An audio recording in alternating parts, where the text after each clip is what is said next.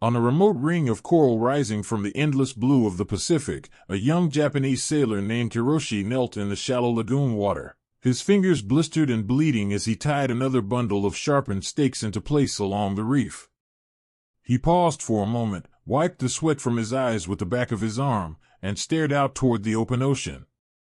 Somewhere beyond that horizon lay the home he had not seen in more than 2 years. He wondered if his little sister still kept the wooden doll he had carved for her before he left. The thought made his chest tighten, but he pushed it down the way he had learned to do every morning since arriving on this atoll. There was work to finish before the sun climbed any higher. Kwajalein was no longer the quiet scattering of islands the old charts had once described.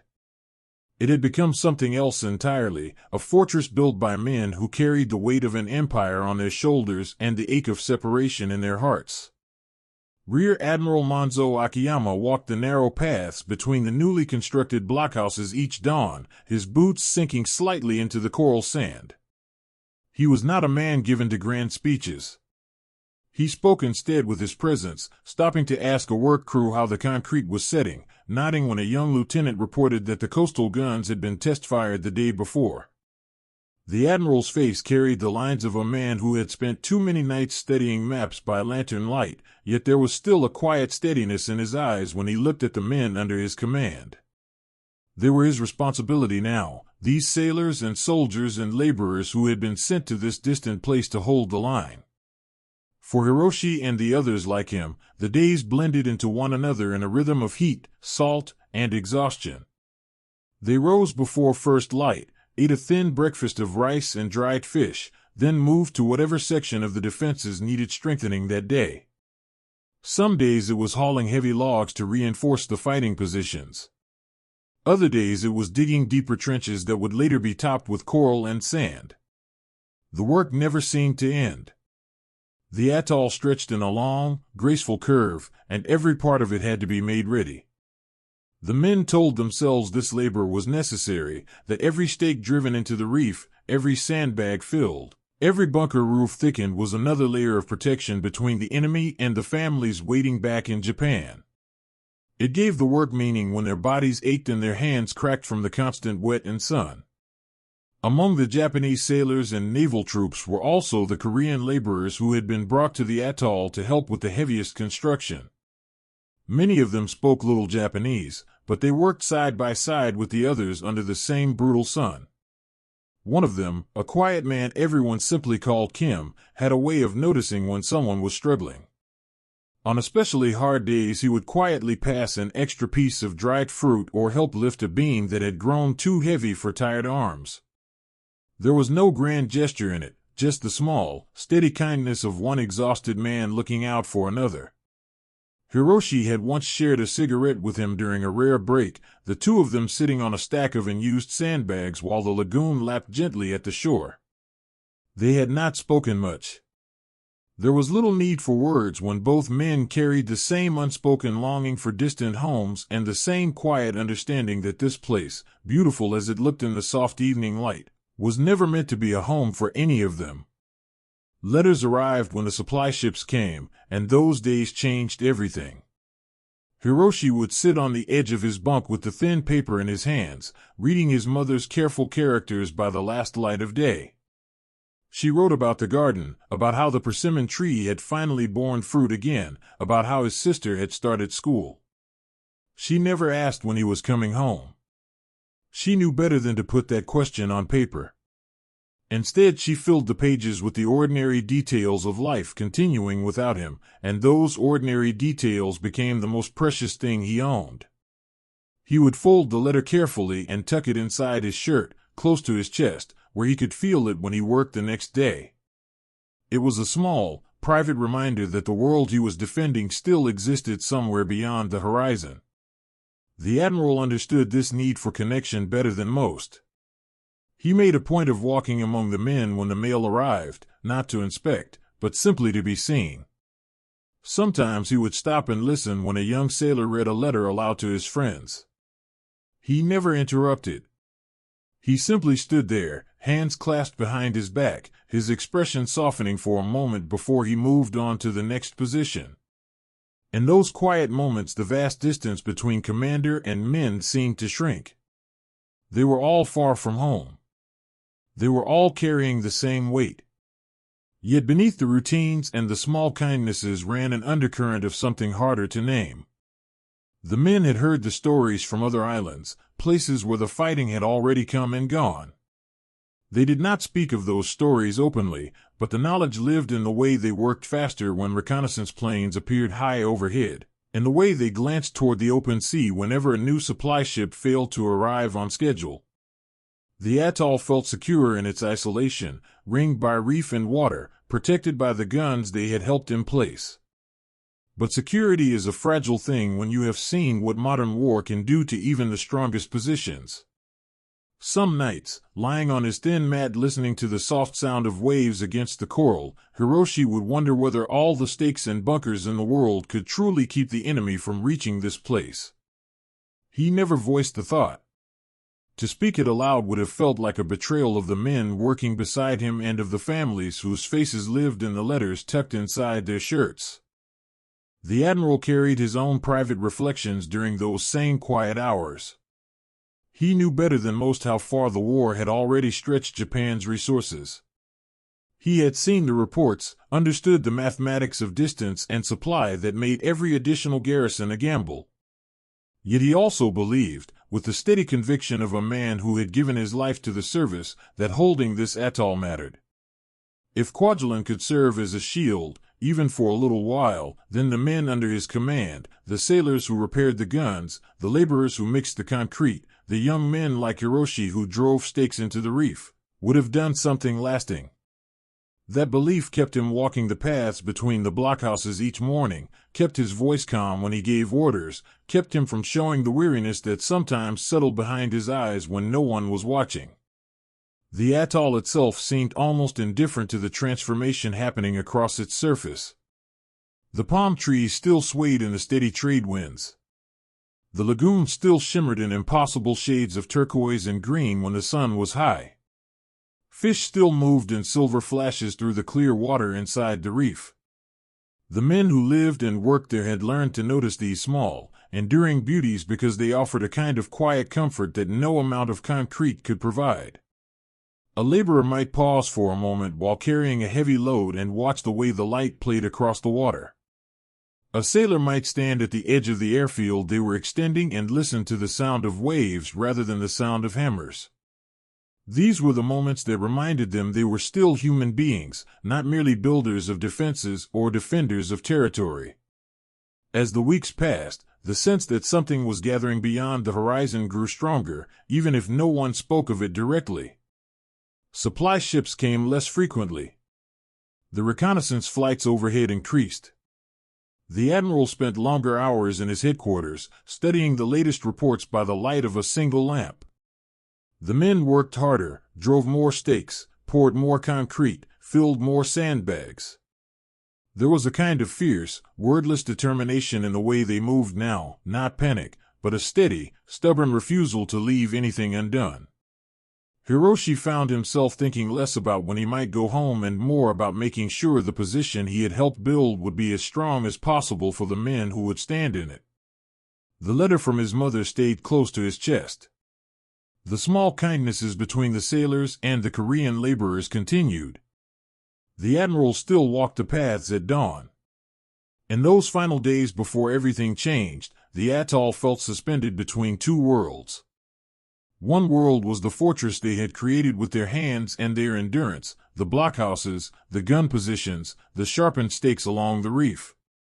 The other world was the one they carried inside themselves, the faces and the letters, the memories of home, the quiet hope that their efforts would matter, that the sacrifices already made and the ones still to come would somehow protect the people they loved. It was this second, invisible world that gave the coral and concrete its true strength. The men who stood on Kwajalein did not fight only for an empire or a strategic position on a map.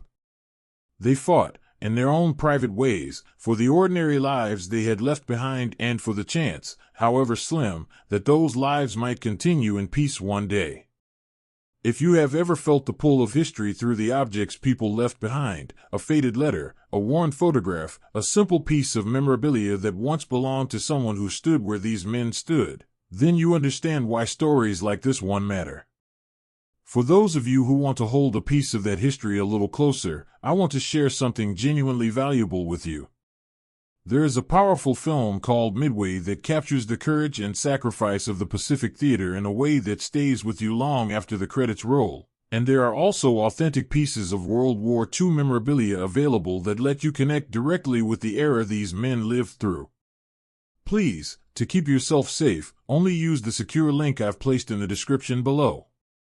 If you try to search for this on the internet, the top results are unfortunately often fake websites designed to scam you, and I want to make sure you are protected. The men on Kwajalein could not know exactly when the storm would arrive. They only knew that they had done everything human hands and weary bodies could do to prepare for it. They had turned a remote ring of coral into something formidable. They had carried their private longings and their quiet determination across thousands of miles of ocean. And in the end, that combination of coral, concrete, and human wool was what the enemy would have to break through. The atoll waited, beautiful and armed, while the men who had built it waited with it, still writing letters when they could, still sharing small kindnesses, still wondering about the faces they might never see again. The coral fortress stood ready. The men inside it stood ready too. And somewhere beyond the horizon, the future was already moving toward them. The young Marine lay on his back in the wet sand of BDO, staring up at a sky that had once seemed endless and now felt like it was pressing down on his chest.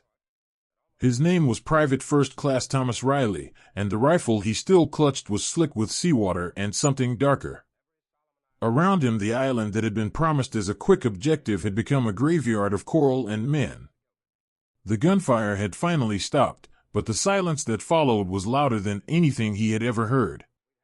He could still hear the voices of his squad in his head, the ones who had gone in with him that morning and would never stand up again. Tarawa had been the reckoning no one had fully prepared for. The men who landed there had carried with them the same quiet hopes that every soldier carries into battle, the hope that courage and training would be enough, that the plan would hold, that they would come through and see home again. What they found instead was a narrow strip of land where every yard had to be paid for in blood. The tide had been lower than expected. The reef had torn at the bottoms of the landing craft. Men had waded through chest-deep water under withering fire, watching friends fall beside them and knowing there was no cover until they reached the shore. Riley had seen a sergeant he admired take 3 steps onto the beach before a machine gun burst cut him down. He had watched a young private from Ohio freeze for one terrible second in the surf and then push forward anyway, only to disappear in a spray of water and sand. Those images did not leave when the shooting stopped. They stayed with the survivors long after the last Japanese position had been cleared. In the days that followed, the men who had lived through BDO moved like ghosts across the shattered island. They searched for their missing friends among the dead. They wrote letters home that they knew would break hearts. Riley sat on an overturned landing craft one evening, his hands shaking as he tried to describe what had happened. He could not find the words. How do you tell a mother that her son had died trying to crawl the last 20 yards to a bunker that would not stop firing? How do you explain the way the coral cut into your knees while you dragged a wounded buddy to safety, or the way the smell of death mixed with the salt air until you could taste it with every breath? He crumpled the paper and stared out at the lagoon instead. The water looked almost peaceful now, but he knew he would never see any ocean the same way again. The commanders felt the weight in a different but equally heavy way. General Holland Smith had watched the casualty reports come in with a growing sense of cold fury. He had seen amphibious operations before, but nothing like this. The numbers were not just statistics to him. They were the sons and brothers and husbands of people who had trusted the plan. He walked the beach himself after the fighting ended, stepping carefully around the bodies still being collected. In those moments the lessons began to form, not in some distant headquarters, but in the gut-wrenching reality of what had gone wrong. The bombardment had not been long enough or accurate enough. The intelligence about the tides and the reef had been incomplete. Communication between the ships and the men on the beach had broken down at the worst possible moments. Men had paid for those gaps with their lives. Smith was not the only one carrying that reckoning. Back in Hawaii and aboard the ships that would carry the next wave of forces, officers who had studied the reports from Tarawa began to change everything. They did not do it with speeches. They did it with long nights over maps and training schedules. They lengthened the pre-invasion bombardment from hours to days.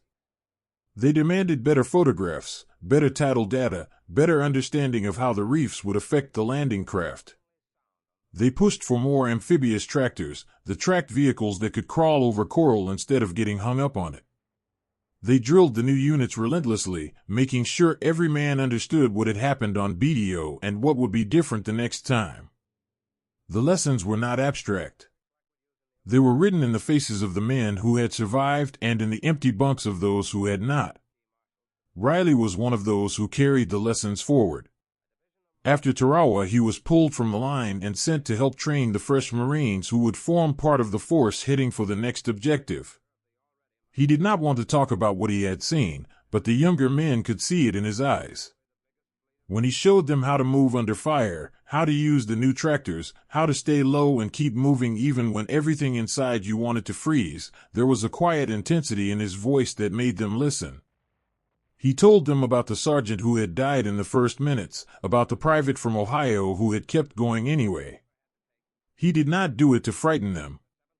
He did it because he believed that if these new men understood what had gone wrong, maybe fewer of them would have to learn it the hard way. In the evenings, after the training ended, Riley would sometimes sit alone with the letters he still carried from home. His own mother had written asking if he was all right. He had answered that he was fine, that the worst was behind him. He did not tell her that the worst had changed him in ways he was still learning to carry. The personal cost reached beyond the battlefield. Families back home received telegrams that began with the same terrible words. A mother in a small town in Pennsylvania opened her door to find a Western Union boy standing on the porch and knew before she read the message that her only son was not coming back. She sat at the kitchen table for hours afterward, holding the telegram in her hands, trying to understand how a place she had never heard of could take the boy she had raised. In another house, a wife who had just learned she was pregnant received the news that her husband would never meet their child. These were the quiet consequences that the commanders felt when they changed the plans. Every adjustment to the bombardment schedule, every extra amphibious tractor added to the inventory, every hour of additional training was an attempt to make sure fewer families would open their doors to that kind of news. The reckoning at Tarawa did more than change tactics. It changed the way the men who had lived through it thought about what they were being asked to do. They understood now that courage alone was not enough. Preparation mattered. Intelligence mattered. The willingness to admit mistakes and fix them before the next landing mattered even more. The Marines who would go ashore at Kwajalein carried that understanding with them. Some of them were veterans of BDO who had volunteered for another campaign because they believed the lessons they had paid for in blood could save lives this time. Others were new replacements who had trained under those veterans and absorbed the hard-won knowledge without having to experience the same horror. Together they formed a force that was different from the one that had gone into Tarawa. They were better prepared, better supported, and driven by a determination that came from having seen what happened when those things were missing. There is a raw truth to what these men endured at Tarawa that official reports and carefully worded histories often cannot fully capture. The unfiltered reality of that battle, the chaos, the loss, the moments of desperate courage and quiet despair, lives in photographs and footage that were never meant for public eyes at the time. If you want to see the truth behind the lessons that reshaped the path to Kwajalein, there is a collection of unseen, raw images and footage from the Pacific Campaign that reveals the cost in ways words alone cannot. It is available through a secure link in the description below. Please, to keep yourself safe, only use the secure link I've placed in the description below. If you try to search for this on the internet, the top results are unfortunately often fake websites designed to scam you, and I want to make sure you are protected. The men who survived Tarawa did not talk much about glory. They talked about the friends they had lost and the changes they hoped would mean fewer losses next time. They trained harder because of what they had seen. They planned differently because of the price that had already been paid. And when the orders came for the next operation, they carried both the shadow of BEO and the determination to step out from under it. The reckoning had been brutal, but it had forged something stronger. The path forward was being shaped by men who refused to let the same mistakes claim another generation of their brothers. They would land again, but this time they would land with eyes open, with better tools, and with the hard memory of Tarawa driving every decision. The cost had been terrible. The resolve that came from it was unbreakable. And somewhere across the Pacific, the next atoll waited while the men who would take it prepared in ways no one had prepared before. The admiral stood alone in his cabin long after the others had gone, the only light coming from a single shaded lamp that threw soft shadows across the chart spread before him. His name was Richmond Kelly Turner, and in that quiet hour he carried the knowledge that every order he signed would send thousands of young men toward an enemy they had never seen, on an island most of them could not yet pronounce. He ran a hand over his face, feeling the stubble that had grown since the last time he had allowed himself real sleep. Somewhere beyond the steel bulkhead the Pacific rolled dark and endless. Somewhere ahead of them waited Kwajalein. And between those two truths lay the weight that never left him. Command at this level was not about glory or bold speeches.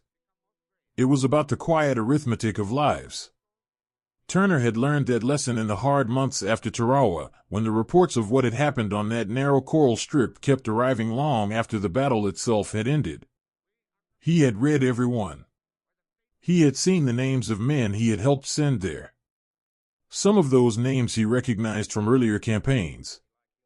Others belonged to boys who had only recently stepped off transports in Hawaii, still carrying the newness of their uniforms and the careful optimism of their first letters home. The cost had settled into him like a stone he could not put down. Now, as he prepared the plans for the next great step across the Pacific, that stone was heavier than ever.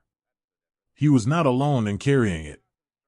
Farther up the chain, Admiral Chester Nimitz moved through his days with the same outward calm that had become his trademark, but those who worked closest to him knew the private cost. Nimitz had the final responsibility for the entire Central Pacific Drive. Every decision about where to strike, how hard to strike, and what risks were acceptable ultimately rested with him. He spent long hours studying the intelligence that came back from submarines and reconnaissance flights. He listened to the arguments of his subordinates about bombardment schedules and landing sites.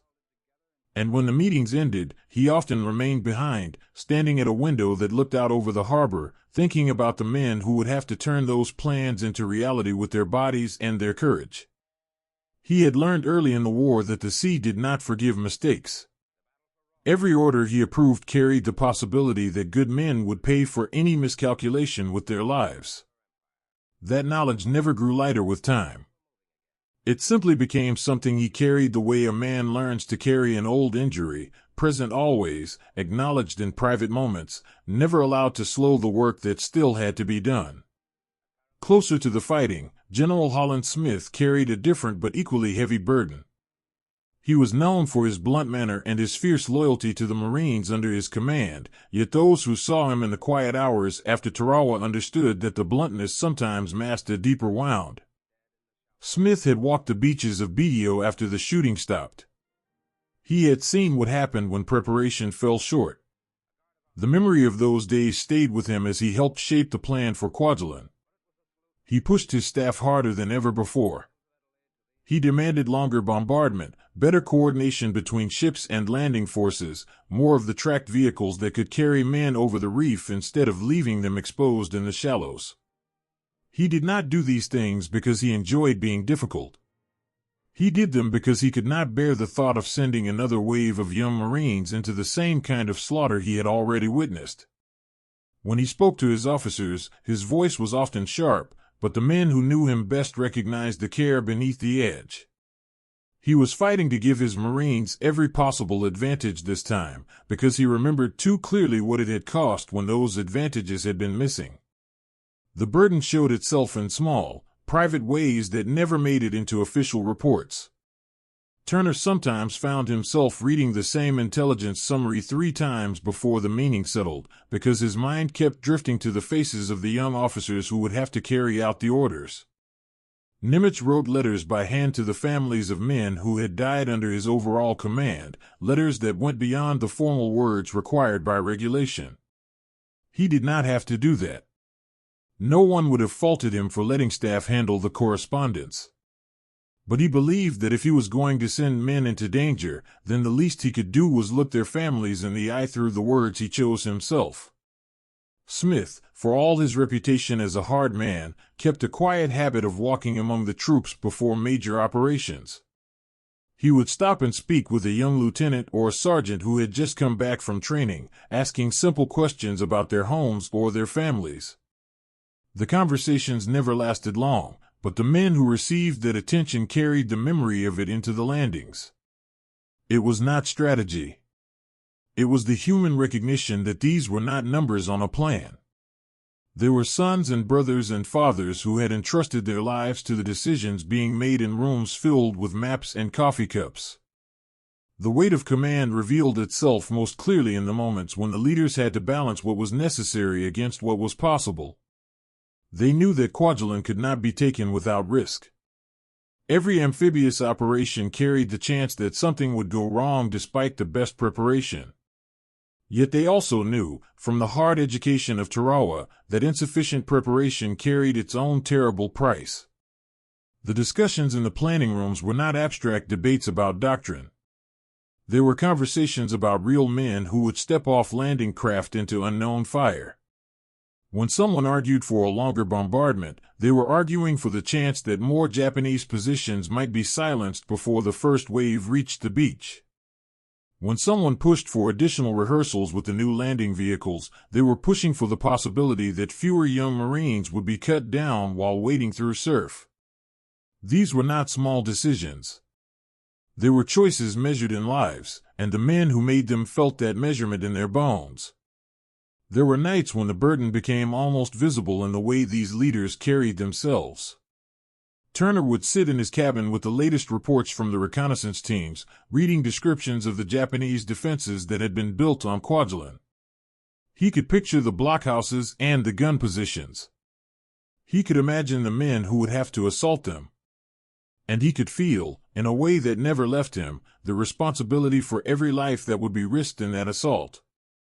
Nimitz carried the same awareness at a higher level, knowing that the success or failure of this operation would shape the entire path across the Pacific. If Kwajalein fell quickly and at acceptable cost, the momentum toward Japan would accelerate. If it became another grinding fight with heavy losses, the cost in time and lives would ripple outward. Smith felt it most directly because he was the one who would have to look the survivors in the eye when it was over. He had already done that once after Tarawa. He was determined not to have to do it again in the same way. Yet none of them allowed the weight to paralyze the work. That was perhaps the most human part of their burden. They carried the doubts and the grief and the moral responsibility, and they kept moving forward anyway. They kept asking the hard questions in the planning sessions. They kept demanding better intelligence, better support, better training. They kept writing the orders that would send men into danger because they believed, with a conviction forged in the fires of earlier losses, that holding back would only make the eventual cost higher. The quiet leadership they showed was not about appearing fearless. It was about refusing to let fear or exhaustion stop them from doing the work that might save lives later.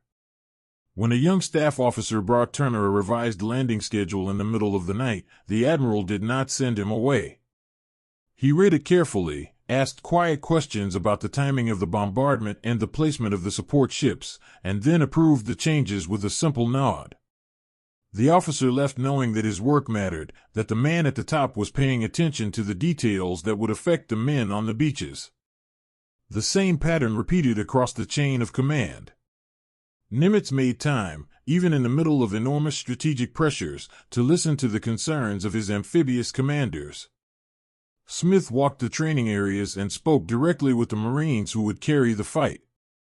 Corlett, who would lead the Army Division on the southern part of the atoll, spent hours with his regimental commanders making sure every unit understood the new tactics that had been developed since Tarawa.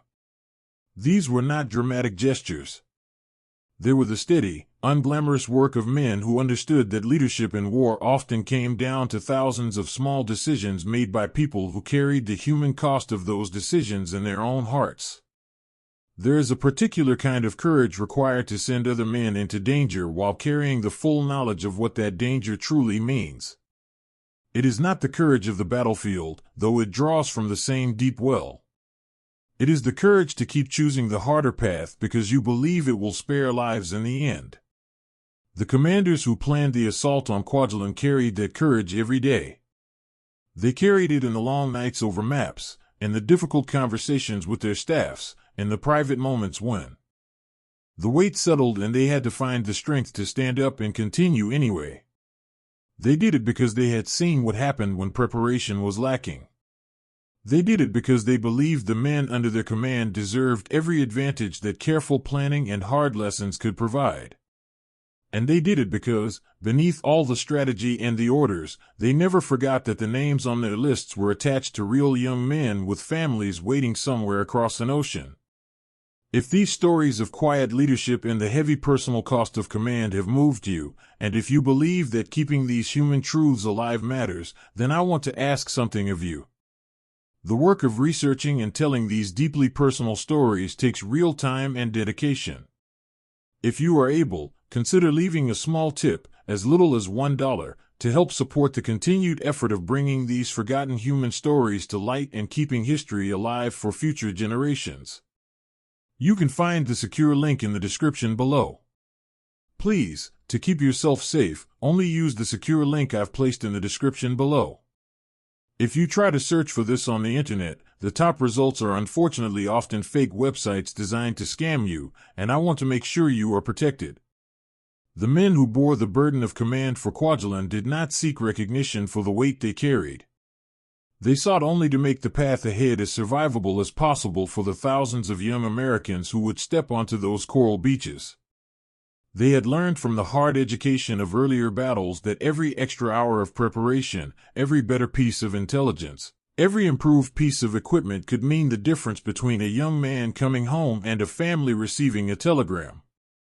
That knowledge shaped every decision they made. It lived in the quiet hours when the maps were put away and the only sound was the distant roll of the sea.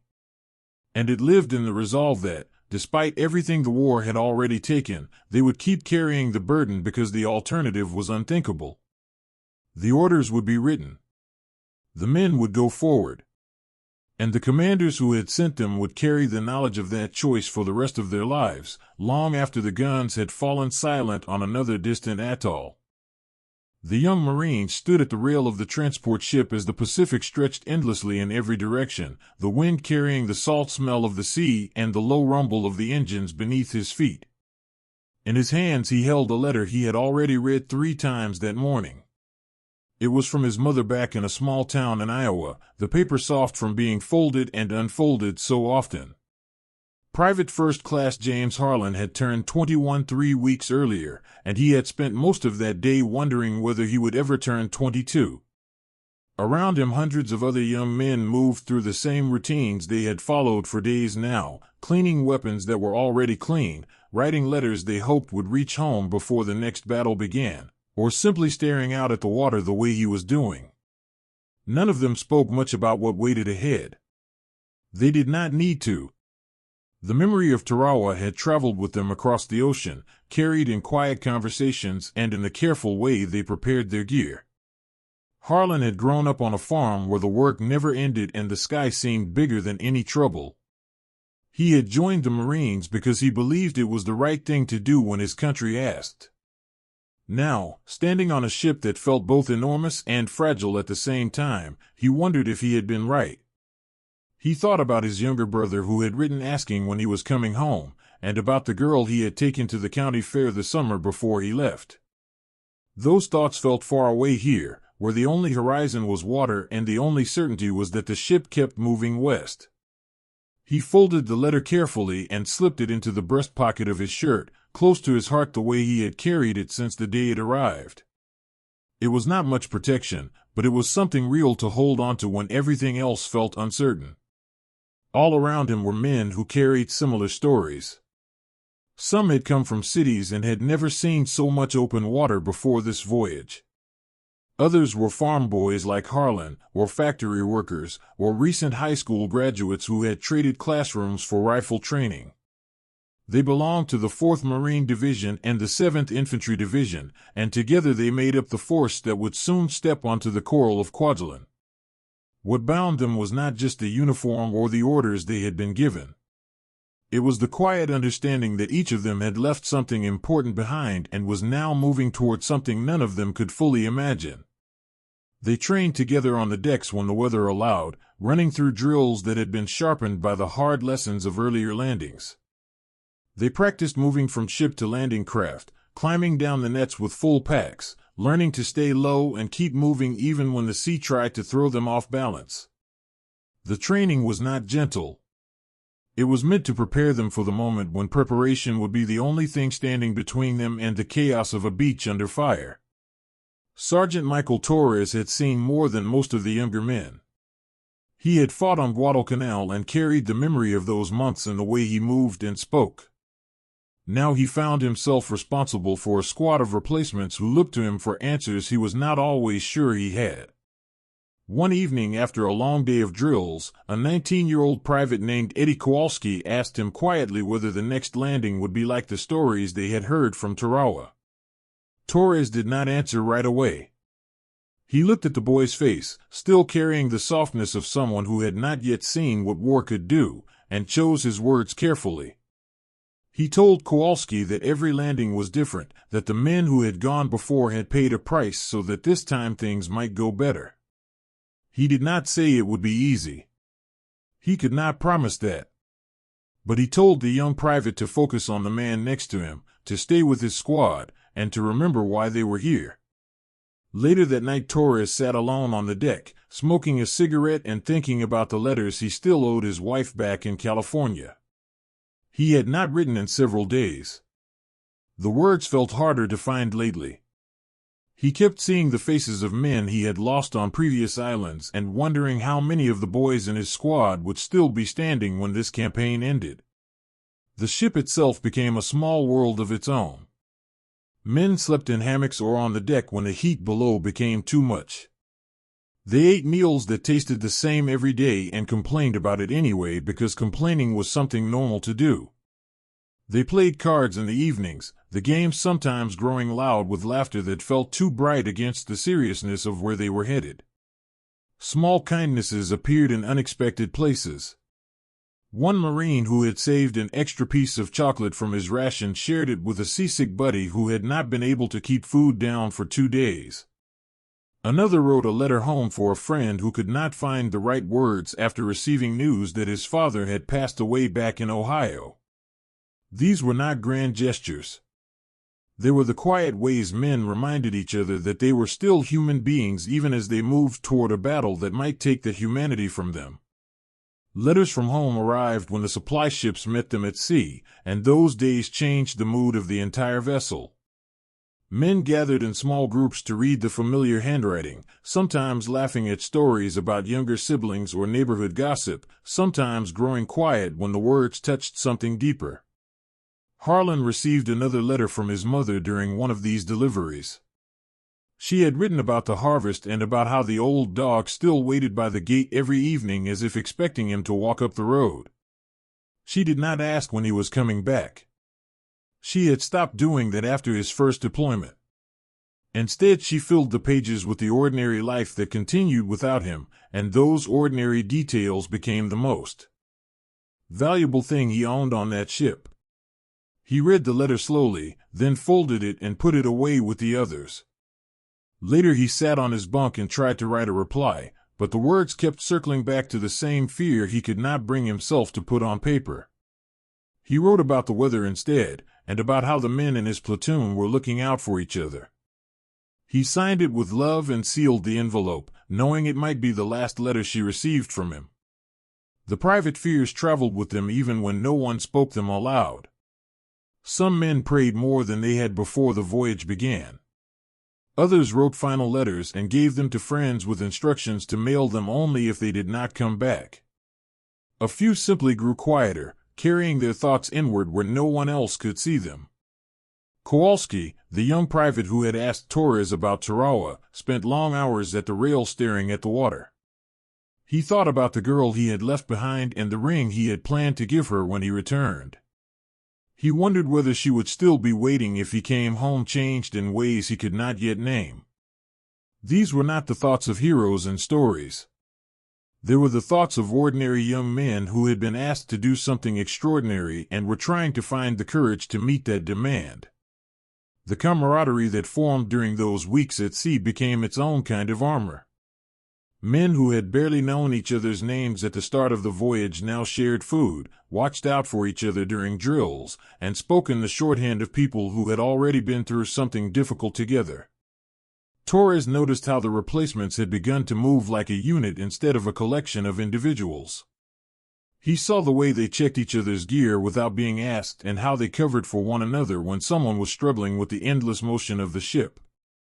This was not something that could be ordered from above. It grew from the shared understanding that they were all in the same uncertain place, heading toward the same unknown shore. The ordinary heroism of those days was not loud or dramatic. It lived in the small decisions to keep going, to help the man next to you, to write one more letter home even when the words felt impossible. As the ship continued westward, the sense that they were approaching something significant grew stronger. The training became more intense. The conversations grew more serious. Men who had been joking about home began to speak more quietly about what they hoped to do after the war, as if saying those hopes out loud might protect them. Harlan found himself thinking often about the farm and the simple routines of planting and harvest. He wondered whether the fields would still feel like home if he made it back changed by what he was about to face.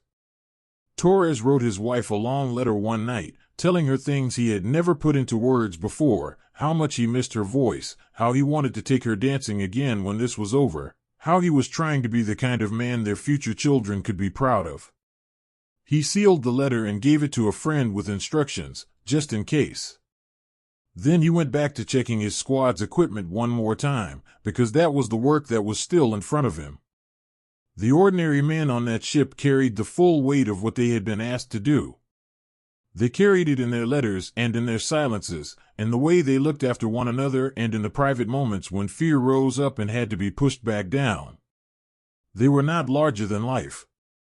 They were young and tired and sometimes afraid, and they were moving toward a battle that would ask everything of them. Yet in the midst of that uncertainty they found ways to remain human. They found small kindnesses to give and receive. They found the courage to keep writing home and to keep preparing even when the future felt uncertain. And they carried with them the quiet determination that had been shaped by the hard lessons of earlier campaigns. The understanding that preparation and looking out for each other might be the difference between coming home and becoming another name on a list. If these stories of ordinary young men facing extraordinary circumstances have stayed with you, and if you want to go deeper into the unfiltered human experiences behind battles like this one, I want to invite you to join our Patreon community. There you'll find free bonus podcasts, raw and unblurred video sections, deeper discussions with fellow history enthusiasts, and a way to support this work directly through the tip jar. It's a place for people who value the real, unvarnished truth of these stories. You can find the secure link in the description below. Please, to keep yourself safe, only use the secure link I've placed in the description below. If you try to search for this on the internet, the top results are unfortunately often fake websites designed to scam you, and I want to make sure you are protected. The ship kept moving through the long days and longer nights. The men kept training, kept writing, kept looking out for one another. They carried their private fears and their small hopes across thousands of miles of ocean, and they carried the memory of those who had gone before them into battles that had not gone as planned. When the order finally came to prepare for the approach to Kwajalein, they moved with the quiet focus of people who understood what was being asked of them. They were ordinary in every way that mattered, young men from ordinary towns with ordinary dreams, and they were about to step into something that would test every part of who they were. The sea rolled beneath them, vast and indifferent, while on the decks above them the men who would soon become part of the story of Kwajalein finished their final preparations and waited for the moment when the ordinary would have to become extraordinary. The young lieutenant leaned closer to the glowing light table, his eyes burning from hours of staring at grainy black and white photographs that had been taken from thousands of feet above the Pacific. Lieutenant David Ellison had not slept properly in 3 days. Every time he blinked, the images of coral and dark shapes that might be gun emplacements stayed burned behind his eyelids. Somewhere in these pictures was the difference between men living and men dying when the landing craft finally touched the beaches of Kwajalein. He traced a faint line with his finger, then stopped. There it was again, the subtle shadow along the inner edge of the reef that others had dismissed as nothing more than wave action or coral formation. To Ellison it looked like something else entirely, a path where tracked vehicles might cross the reef and enter the protected lagoon instead of being forced to land under the full weight of Japanese guns facing the open sea. He sat back for a moment and rubbed his temples. The small intelligence hut on the carrier was hot and smelled of developing chemicals and stale coffee. Around him other interpreters worked in similar silence, their faces lit by the same soft glow from the tables. No one spoke much. The work demanded a kind of focused quiet that left little room for conversation. Yet in that silence lived an enormous weight. Every mark Ellison made on his overlay map, every note he passed to the officers upstairs, carried the lives of thousands of young Marines and soldiers who were even now sailing toward this same atoll. If you missed something important, if he misread a shadow or failed to notice a newly constructed bunker, men would pay for that mistake with their blood. The responsibility settled into his chest like a stone he had learned to carry without complaint.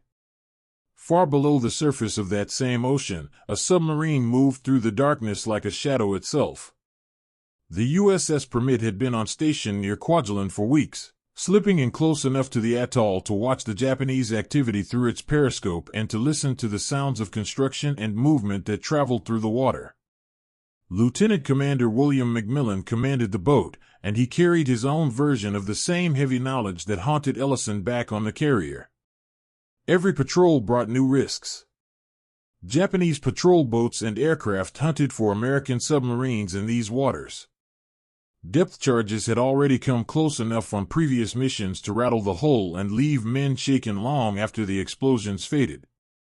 Yet McMillan kept taking the Permit in again because the information they gathered was the only real window the planners had into what waited on those coral islands. One afternoon the periscope rose slowly above the gentle swell. McMillan pressed his face to the eyepieces and swept the horizon in careful arcs. He could see the palm trees on the distant islands, the shapes of buildings, and the dark lines of what looked like new gun positions being reinforced. He called out bearings and descriptions while his executive officer marked them on the chart. The men in the control room worked in near silence, every movement practiced and deliberate. No one needed to be told what was at stake. They all understood that the photographs and observations they sent back could change the entire plan for the coming assault. When the periscope finally slid back beneath the surface, McMillan allowed himself one brief moment of relief before the next watch began. The boat turned and slipped away into deeper water, carrying its small but vital piece of the puzzle. Back on the carrier, Ellison and his team continued their long, meticulous work. They compared new photographs with older ones, looking for changes in the Japanese defenses. A bunker that had not been there 2 weeks earlier. A line of stakes driven into the lagoon shallows that might indicate underwater obstacles. The smallest detail could matter. One evening Ellison found himself staring at a series of overlapping images of the northern part of the atoll, the area called Renamur. Something about the way the shadows fell across a particular stretch of beach kept drawing his attention. He called over another interpreter, and together they studied the pictures under different angles of light. After nearly an hour, they both agreed. The Japanese appeared to have concentrated their heaviest defenses facing the open ocean. The inner lagoon side looked comparatively lighter. It was not a guarantee of anything, but it was a clue, a possible weak point that might be exploited if the landing craft could reach it. The discovery did not come with fanfare. There was no sudden realization or dramatic announcement. It came instead through tired eyes and careful comparison, through the quiet persistence of men who knew that their work would never appear in headlines but might decide whether other men lived to see their families again. Ellison passed his findings up the chain with the same calm professionalism he had shown every other day. He did not know whether the planners would act on what he had seen. He only knew that he had done his part as thoroughly as he could.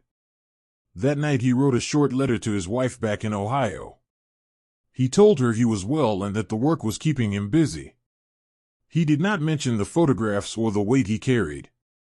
Some things were better left unsaid when you were trying to protect the people you loved from the full truth of what you were doing. The submarine crews lived with their own private fears during those long patrols. On the permit, the men took turns standing watch, eating quick meals, and trying to sleep in the cramped bunks while the boat moved through hostile waters. Macmillan made a point of speaking with each member of his crew during the quieter moments. He asked about their families and listened when they talked about home. It was not strategy. It was the small recognition that these men were risking their lives in silence and darkness so that others might have a better chance when the landings began. One young torpedo man had received a letter from his fiancée just before the patrol started. He carried it in his pocket even when he was on duty, touching it sometimes as if to remind himself why he was here. Macmillan noticed but said nothing.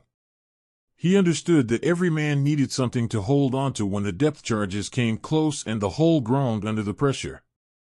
The photo interpreters on the carrier faced a different kind of strain. Their battlefield was a table covered in images, and their weapons were magnifying glasses and colored pencils. Yet the pressure was just as real. Ellison often worked through the night when new film came in from a reconnaissance flight. The pilots who took those pictures flew dangerous missions, pushing their aircraft high over the atoll while Japanese fighters and anti-aircraft fire tried to bring them down. One pilot had returned from a mission with bullet holes in his wing and a story he told only once before refusing to speak of it again. The film he brought back contained the clearest images yet of the inner defenses. Ellison and his team worked on those photographs for 2 straight days, barely leaving the hut except to eat. When they finally finished their analysis, they had mapped dozens of previously unknown positions and confirmed the possibility of a lagoon approach. The relief in the room was quiet but deep. They knew what their work meant. The courage of these silent watchers was not the kind that made headlines. It was the courage of men who chose to go into danger again and again because they believed the information they gathered could save lives. Submarine crews slipped close to enemy-held islands knowing that one mistake could mean the end of their boat and everyone aboard. Photo interpreters stared at images until their eyes ached, knowing that a single missed detail could cost hundreds of men on the beaches. Reconnaissance pilots flew into the teeth of enemy defenses to bring back the pictures that made those interpretations possible. None of them received parades or public recognition for what they did. Their victories were measured in the lives that would be spared because of what they had seen and reported. As the pieces of intelligence came together, the planners began to see new possibilities for the assault on Kwajalein. The idea of landing inside the lagoon rather than fighting their way across the outer reef gained strength. It would still be dangerous, but it offered a chance to avoid the worst of the prepared defenses. The submarine observations and the photo analysis had helped turn that possibility into something the commanders could act on with greater confidence. The men who had done the watching would never know exactly how many lives their work had saved. They would only know that they had done everything they could with the tools and the courage they possessed. There are entire hidden chapters of this war, operations carried out in silence and shadow by men whose names rarely appear in the official histories, that shaped the outcomes of battles like Kwajalein in ways we are still learning to appreciate. If you want to explore more of these forgotten stories of courage and secrecy, I invite you to sign up for our free weekly newsletter. You will receive the exclusive ebook The Shadow War, 5 top-secret operations that shaped World War II, along with regular deep dives into espionage, forgotten heroes, and the hidden chapters that changed the course of the conflict. You can find the secure link in the description below. Please, to keep yourself safe, only use the secure link I've placed in the description below. If you try to search for this on the internet, the top results are unfortunately often fake websites designed to scam you, and I want to make sure you are protected. The information continued to flow from the silent watchers to the men who would soon turn that information into action. Submarines like the Permit kept their lonely vigils. Photo interpreters like Ellison kept their long watches over the light tables. Pilots kept flying the dangerous missions that brought back the raw material of intelligence. None of them knew precisely how their individual pieces would fit into the larger picture. They only knew that their work mattered in ways that could not be measured in medals or headlines. And as the fleet continued its steady movement across the Pacific, carrying thousands of young Marines and soldiers toward Kwajalein, the eyes that had watched in secret had already begun to change what those men would face when they finally stepped onto the coral. The secrets had been revealed, not with fanfare, but with the quiet persistence of men who understood that sometimes the most important battles are won long before the first shot is fired. The admiral stood at the edge of the lagoon as the last light faded from the sky, his boots sinking slightly into the coral sand. Rear Admiral Manzo Akiyama had walked this same stretch of beach nearly every evening since arriving on Kwajalein, and tonight the water looked darker than usual. He had received the latest reports from his staff earlier that day. American carrier planes had been sighted again, and the shelling from distant ships had grown more frequent over the past week. The atoll was no longer the quiet outpost it had once been. It was now a place that felt the approaching storm even if no one spoke the words aloud. Akiyama was not a man who showed fear easily. He had spent his life in service to the Navy, and he carried the responsibilities of command with a steady, quiet resolve. Yet in these final days he found himself thinking more often about the home he had left behind in Japan. He thought about his wife and the letters she sent whenever a supply ship managed to reach the atoll. The letters were always careful, filled with news of the garden and the neighborhood, never asking when he might return. He kept them in a small wooden box inside his headquarters. Sometimes, when the nights grew long and the reports from other islands grew worse, he would take one out and read it again by the light of a single lamp. The ordinary words about daily life became a small anchor in a world that felt increasingly uncertain. The men under his command sensed the change as well. The young sailors and naval troops who had helped build the defenses worked longer hours now. They reinforced bunkers that had already been reinforced and checked gun positions that had already been checked. There was a quiet tension in the way they moved, a sense that the time for preparation was running short. Among them were the Korean laborers who had been brought to the atoll to help with the heaviest work. They too felt the shift in the air. One evening a group of them sat together near a half-finished blockhouse, sharing a simple meal of rice and dried fish. They spoke little, but there was a small moment of kindness when one of the older laborers quietly passed an extra portion to a younger man who had been working without rest for 2 days. It was not much, but in that gesture was the recognition that they were all far from home and facing the same unknown future. Akiyama made a point of walking among his men during those final days. He did not give long speeches. He simply stopped at different positions, asked quiet questions about the work, and listened to the answers. The men appreciated those visits more than they would ever say. In a place this remote, the presence of their commander reminded them that they had not been forgotten. One young lieutenant who had been overseeing the placement of coastal guns later wrote in his diary that seeing the admiral that evening had steadied something inside him. It was not that Akiyama offered any special reassurance. It was simply that he was there, sharing the same uncertain hours. The American forces moving across the Pacific carried their own growing sense of anticipation. On the transports carrying the Marines and soldiers toward Kwajalein, the men could feel the change in the air even if they did not yet know the exact target. The training had grown more intense in the final weeks. The briefings had become more specific. Letters home were written with greater care, as if each man sensed that this might be one of the last chances to put certain thoughts on paper. Private James Harlan, the young Marine from Iowa who had carried his mother's letters close to his heart throughout the voyage, found himself writing a longer reply than usual one evening. He told her about the men in his platoon and how they looked out for one another. He did not mention the growing tension or the way the older hand spoke more quietly now.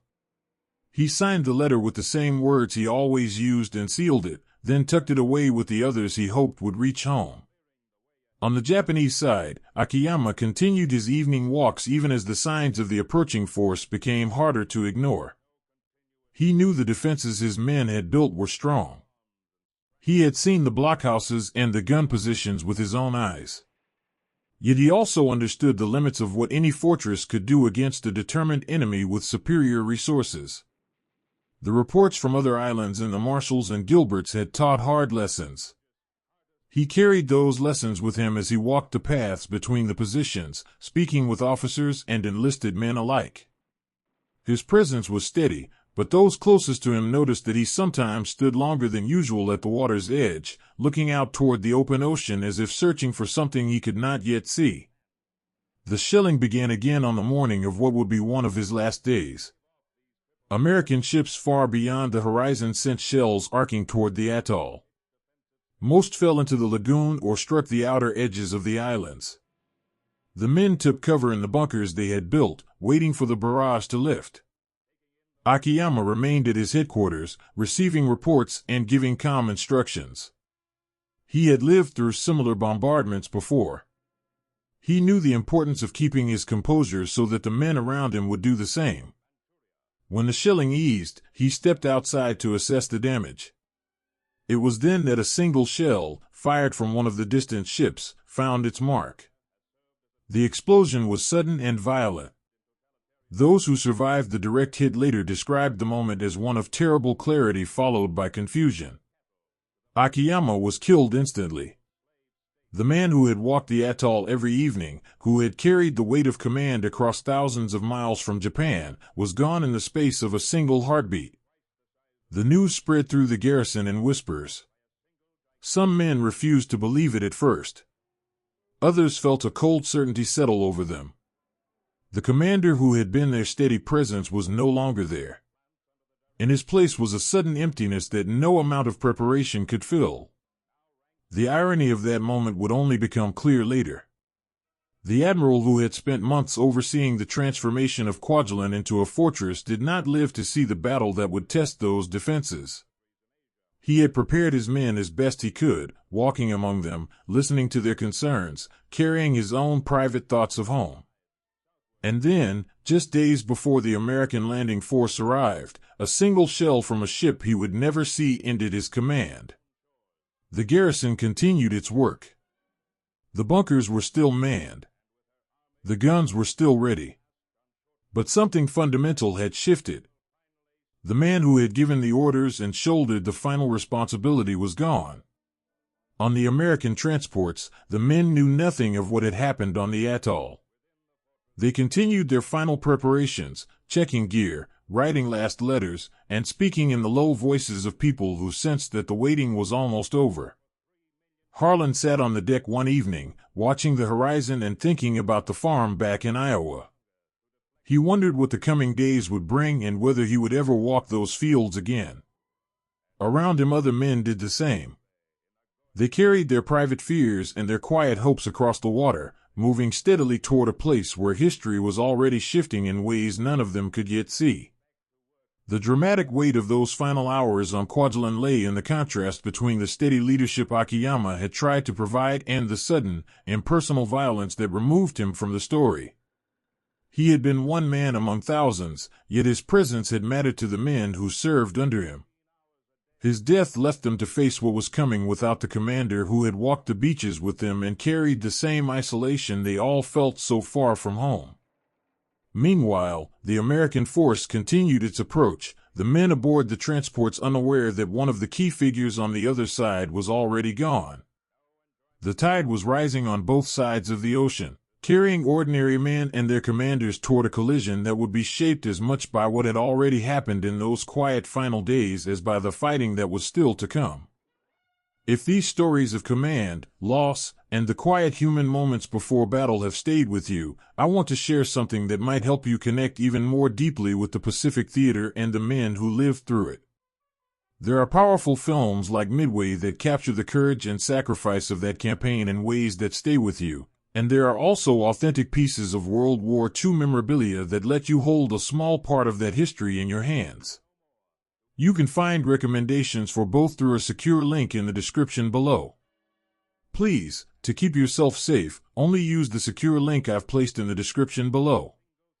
If you try to search for this on the internet, the top results are unfortunately often fake websites designed to scam you, and I want to make sure you are protected.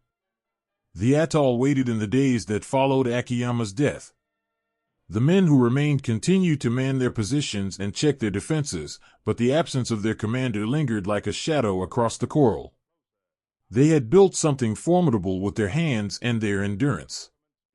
They had carried their private longings and their quiet determination across the ocean. Now they would have to face what was coming without the man who had walked among them in those final evenings. On the other side of the horizon, the American transports kept moving, carrying thousands of young men who had their own letters, their own fears, and their own hopes tucked close to their hearts. The two forces were drawing closer with every passing hour, moving toward a moment that would test everything both sides had prepared. And in the quiet spaces between them, the memory of one commander's final walk along the lagoon remained, a small human thread in the larger story of what was about to unfold. The first heavy shell arrived with a sound that seemed to tear the sky apart. Inside a reinforced bunker on Kwajalein Island, a young Japanese sailor named Hiroshi pressed himself against the coral wall as the ground shuddered beneath him. Dust sifted down from the ceiling.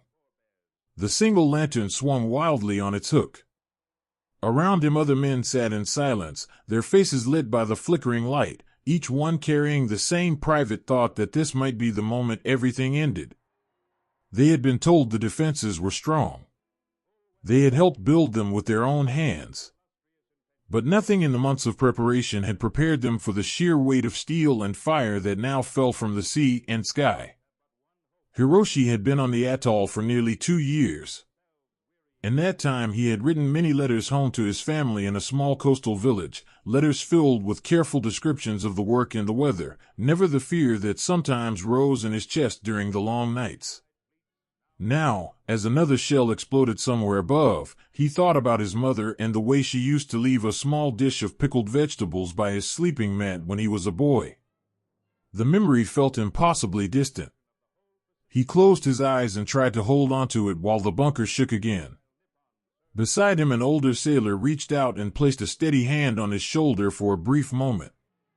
It was a small gesture, almost nothing, but in that darkness it carried the weight of everything they could not say to one another. The bombardment had begun days earlier and showed no sign of easing. American ships far beyond the horizon sent shell after shell arcing toward the atoll. Carrier planes appeared in waves, their bombs falling in patterns that turned sections of the islands into clouds of smoke and flying coral. For the men inside the bunkers and trenches, time lost its shape. There was only the waiting between impacts, the sudden roar when a shell landed close, and the ringing silence that followed. Some men prayed quietly. Others sat with their backs against the walls, staring at nothing. A few tried to sleep, though the constant shaking made rest nearly impossible. In one corner of Hiroshi's bunker, 2 sailors shared a single cigarette, passing it back and forth with careful movements, as if preserving that small ritual might hold the world together a little longer. The contrast on the American side was stark and deeply human in its own way. Aboard the heavy cruiser USS Salt Lake City, gunner's mate First Class Thomas Riley stood at his station on the main deck, watching the distant flashes as his ship's guns fired in steady rhythm. He had been at Tarawa. He had seen what happened when the softening fire was not enough. Now, as the barrels recoiled and the ship trembled with each broadside, he felt a grim satisfaction mixed with something quieter and harder to name. Every shell that left his gun was one less surprise waiting for the Marines who would soon go ashore. He thought about the young replacements he had trained in the weeks before the voyage, boys who had never been under fire.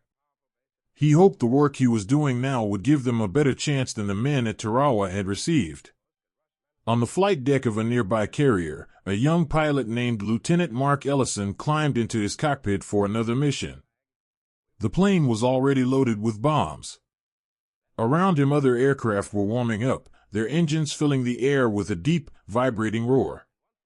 Ellison had flown reconnaissance missions over the atoll in the days before the heavy bombardment began. He had seen the Japanese positions from above, the neat lines of bunkers and the dark shapes of gun emplacements. Now he was part of the force trying to break those positions open. As he taxied forward and felt the familiar lurch of the catapult, he thought about the men on the ground below. He did not know their names or their stories. He only knew that his job was to make their world as difficult as possible before the landing craft arrived. When he released his bombs and felt the plane lift lighter, he did not look back. He turned toward the carrier and the long flight home, carrying with him the same mixture of duty and private reflection that so many men in this war learned to live with. Below the surface of that same ocean, the Japanese defenders continued to endure.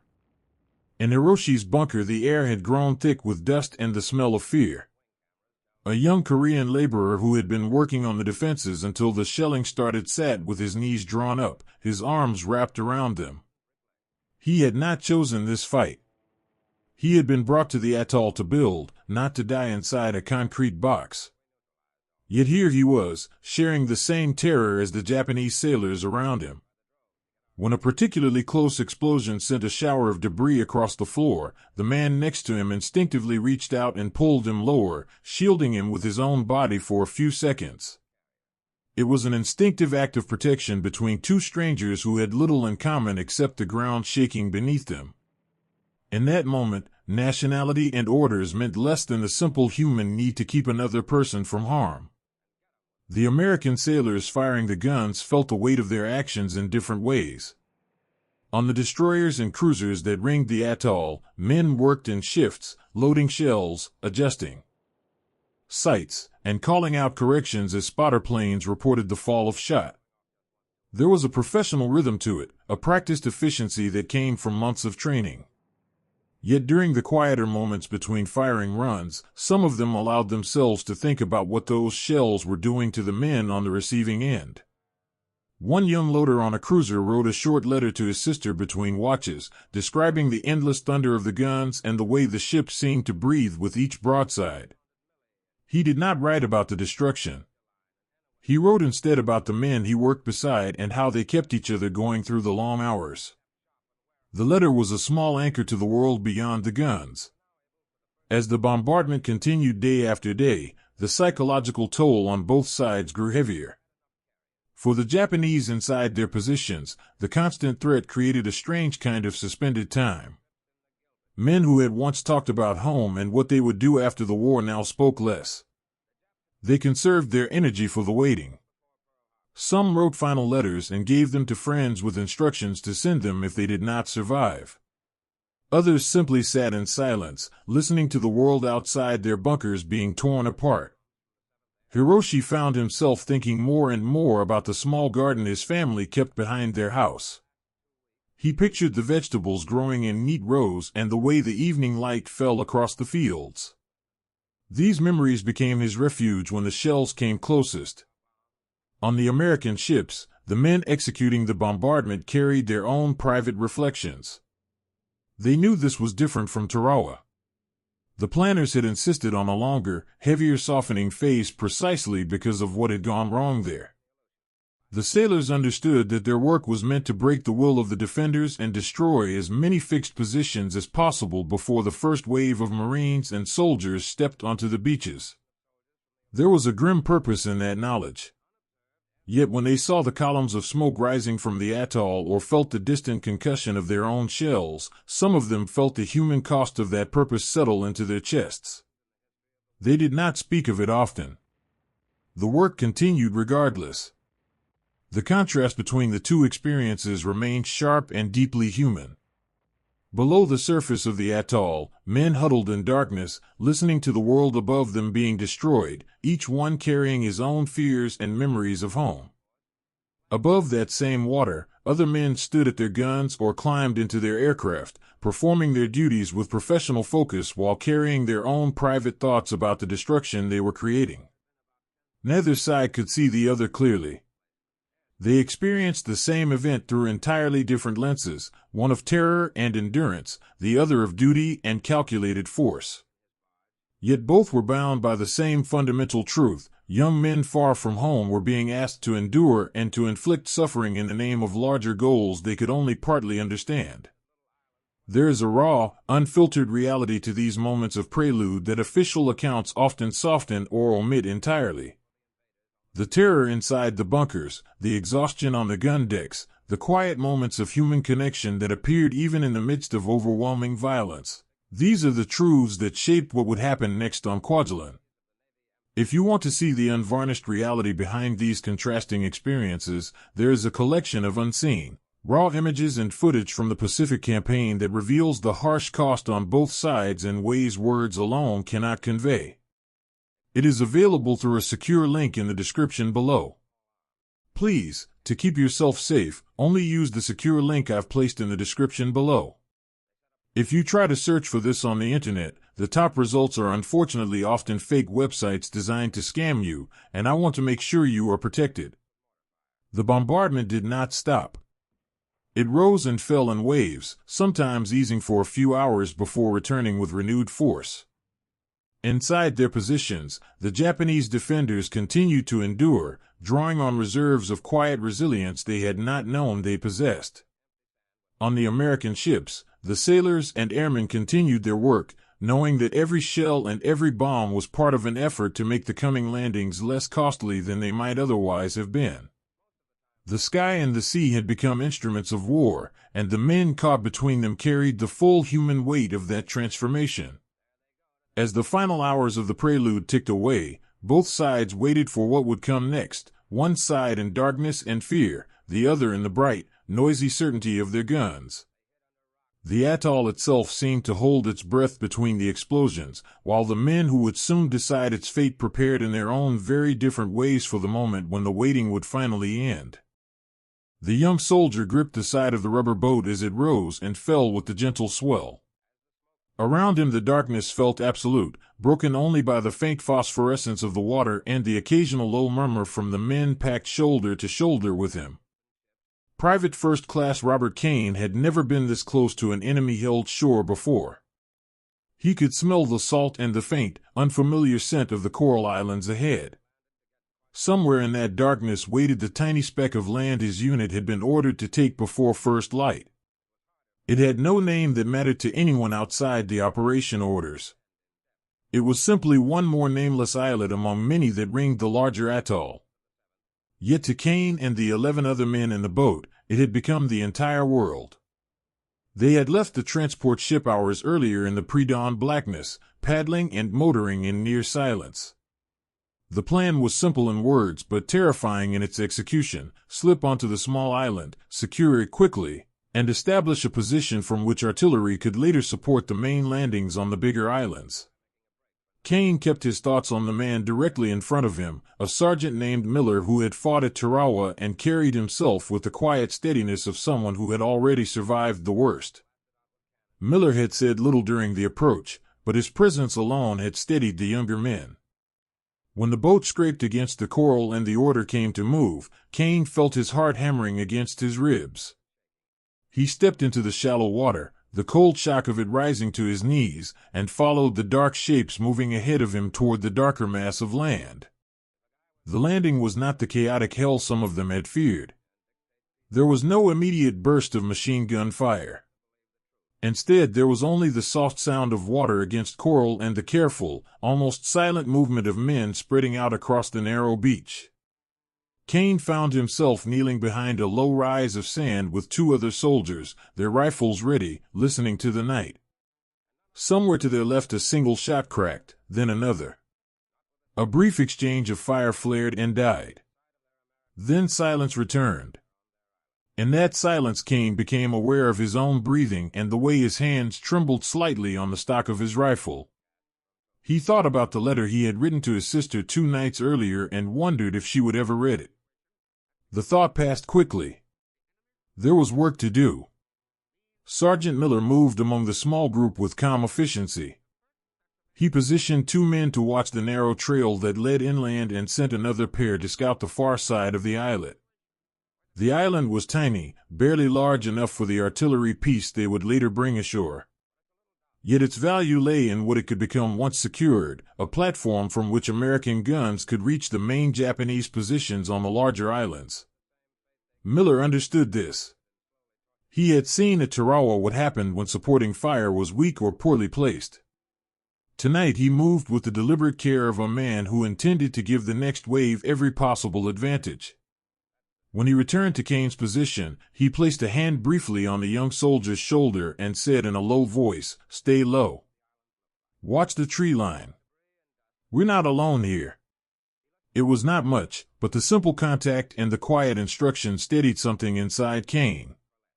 Further along the narrow beach, another small team encountered the first real resistance. A Japanese sentry, startled from sleep, opened fire from a shallow foxhole. The Americans dropped and returned fire. In the brief, sharp exchange that followed, one of the young Marines was hit in the leg. He bit down on his sleeve to keep from crying out while a corpsman crawled to him through the sand. The fighting lasted only minutes. When it ended, the Japanese position was silent. The wounded Marine was carried back toward the beach while the rest of the team secured the area. In the aftermath, as they waited for the next phase, one of the unwounded men quietly offered his canteen to the corpsman who had risked the open ground to reach the casualty. It was a small kindness, almost automatic, but it spoke of the way these men looked after one another when everything else felt uncertain. Kane's group moved inland in careful bounds, using the low vegetation for cover. The island was smaller than he had imagined from the maps. He could hear the soft lapping of water on both sides of them as they crossed it. Every shadow seemed to move. Every sound carried too far. When they reached a slight rise near the center, Miller signaled them to stop. They dug shallow positions with their entrenching tools, the sound of metal on coral muffled by the night. Kane's hands were raw by the time they finished, but the work kept his mind from racing.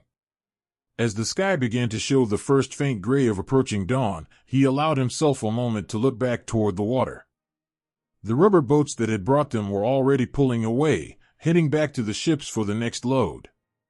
There would be no quick retreat from this place. They were here until the larger operation either succeeded or failed. The educational weight of these small landings became clear in the quiet hours that followed.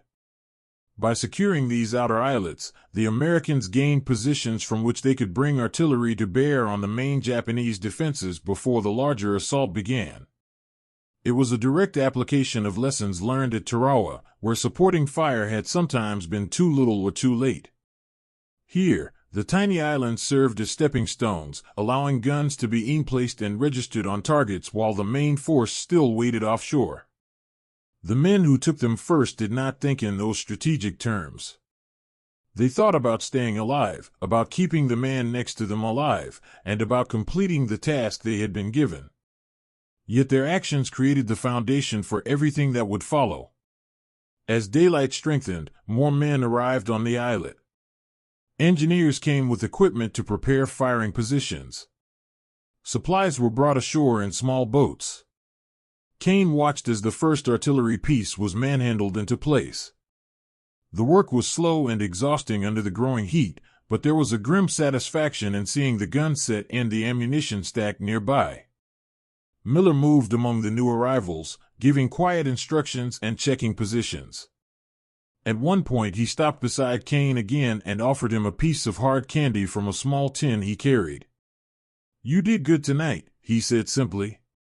Kane took the candy and nodded, unable to find words for the strange mix of exhaustion and pride he felt. Around them other men were doing the same small things, sharing water, checking each other's wounds, settling into the strange new reality of having taken a piece of enemy ground before most of the battle had even begun. The fear did not leave. Even after the islet was secured, every distant sound from the larger islands made men glance toward the tree line. They knew the Japanese on the main atoll would eventually notice what had happened. They knew counterattacks or heavy fire might come.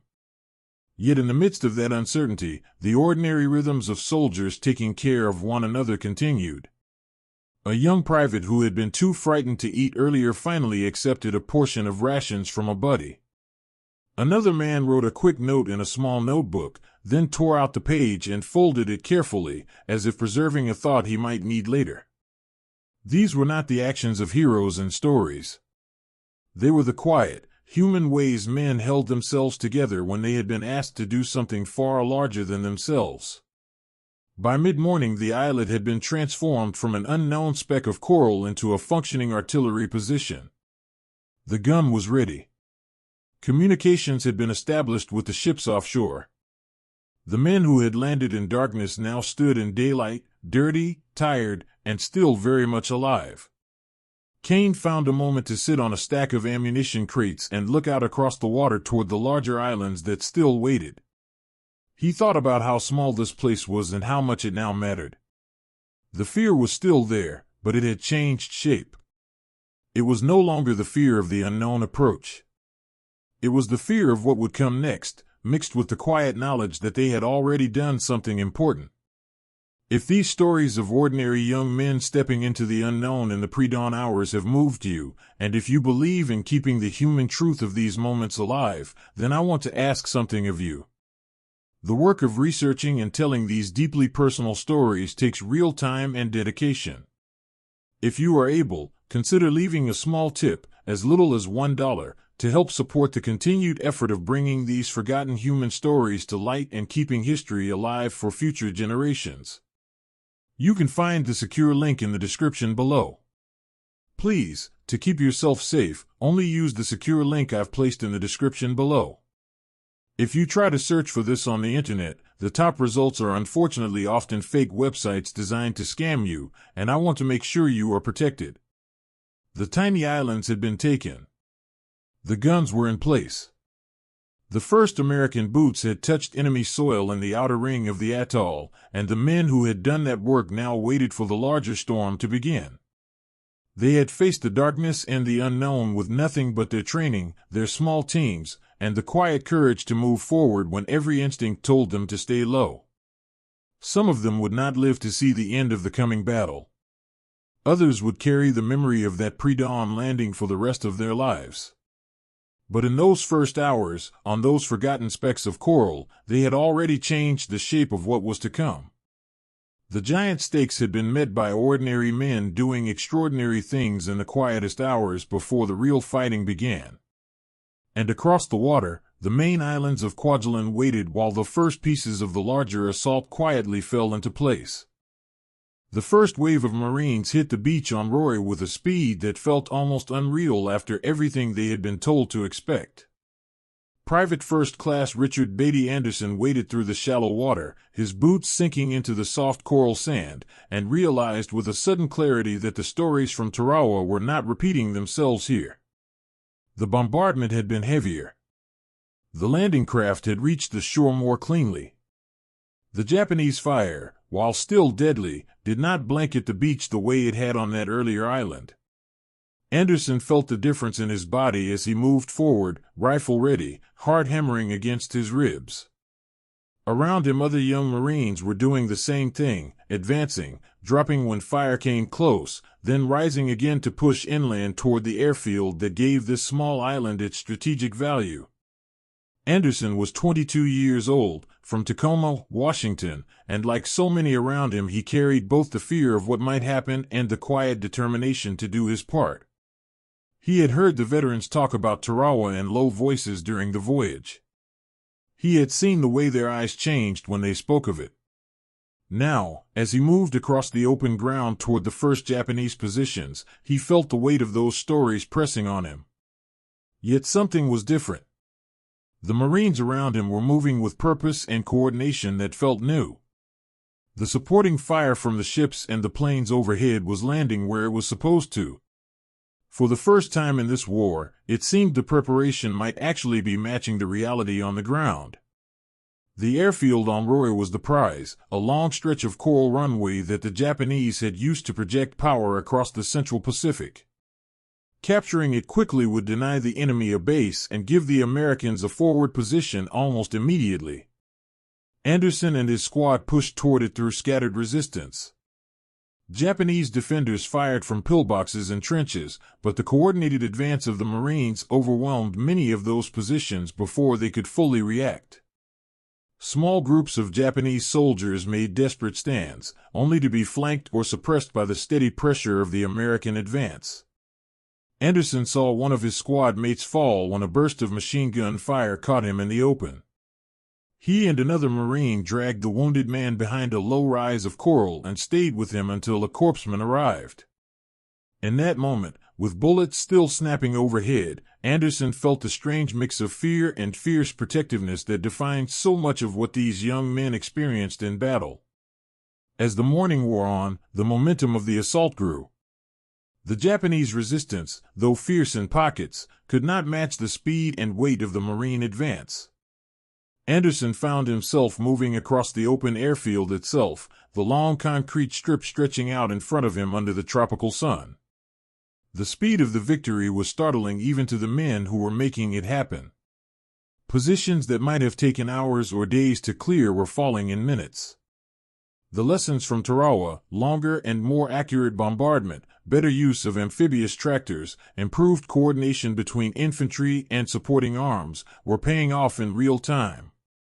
Anderson felt a surge of something close to hope as he advanced. Maybe this time the cost would not be as terrible. Maybe the preparation had truly made a difference.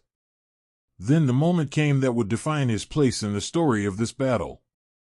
Anderson and 3 other Marines were hunting snipers who had been firing from the edges of the airfield. They moved carefully, using shell craters and scattered wreckage for cover. Anderson carried a box of grenades, ready to clear any position that proved too stubborn. As they worked their way forward, a burst of fire forced them to take cover in a deep shell crater. Anderson dropped into the crater with the others, the box of grenades still in his hands.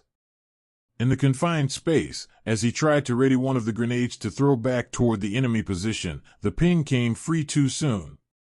The live grenade slipped from his grasp and fell to the bottom of the crater, among the 4 Marines who had sought shelter there. Time seemed to slow in that terrible instant. Anderson looked at the grenade, then at the faces of the 3 men with him.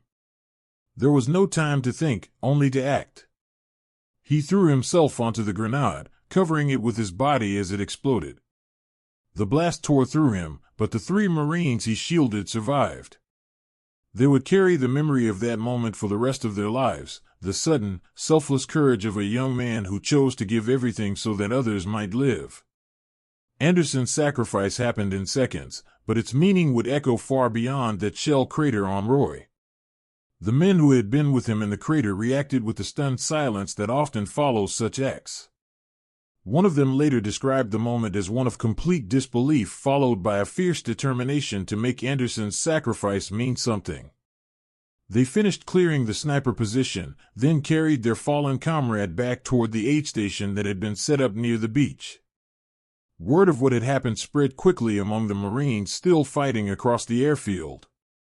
It became part of the story they told each other as they pushed forward, not just of victory, but of the price some men were willing to pay so that others could keep going. By afternoon, the airfield on Roy had fallen. The Japanese resistance, though it continued in scattered pockets, could no longer hold the island. Marines raised the American flag over the captured runway, and for a brief moment there was a sense of triumph that felt almost unreal after the months of training and the stories of Tarawa. Anderson's Medal of Honor action became one of the defining moments of that day. His courage in the crater stood as a testament to the kind of quiet, extraordinary heroism that ordinary young men could summon when everything was on the line. The 3 Marines he saved would go on to fight through the rest of the campaign, carrying with them the knowledge that someone had chosen their lives over his own in the most final way possible. The speed of Roy's capture stood in sharp contrast to the grinding fights that had come before. Where Tarawa had been measured in days of brutal, costly progress, Roy fell in a matter of hours. The difference was not luck.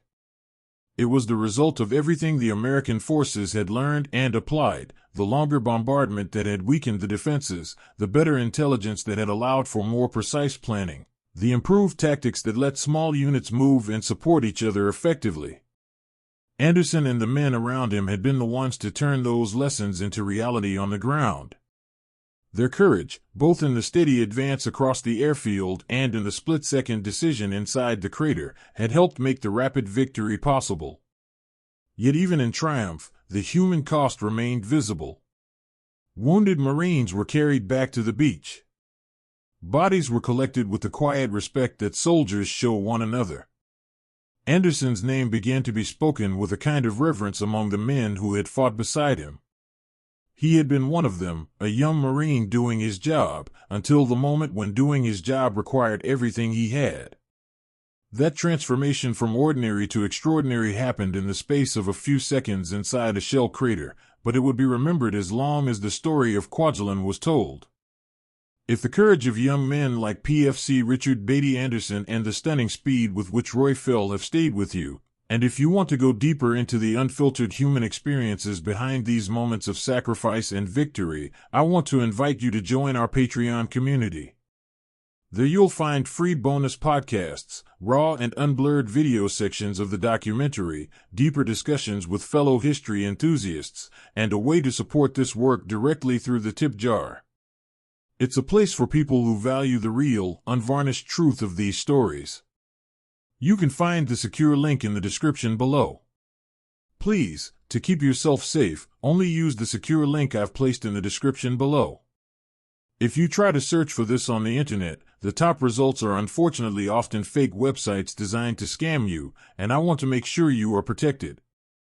The flag on the airfield marked more than the capture of a piece of coral. It marked a turning point in how the war in the Central Pacific was being fought. The Marines who stood on that runway that afternoon carried both the pride of a job done quickly and the grief of the friends they had lost to make it happen. Anderson's sacrifice had ensured that 3 more of them would live to fight another day. His story became part of the larger narrative of Kwajalein, not just of strategy and movement, but of the individual moments when ordinary men chose to do the extraordinary. As the sun began to set over the captured airfield, the men who had taken Roy knew that their work was not finished. Namur still waited, and the larger battle for the atoll was only beginning. But on this small island, they had already proven that the lessons of the past could be turned into something better. They had moved with speed and courage, and one of them had given everything so that others might continue. The road to Japan had taken another step forward on the coral of Roy, paid for in blood and marked by a quiet, extraordinary act of selflessness that would never be forgotten by those who witnessed it. The young Marine crouched behind a shattered concrete wall on Namur, the air thick with smoke and the sharp smell of cordite. He had expected resistance after the quick fall of Roy, but nothing had prepared him for the intensity of the fight here.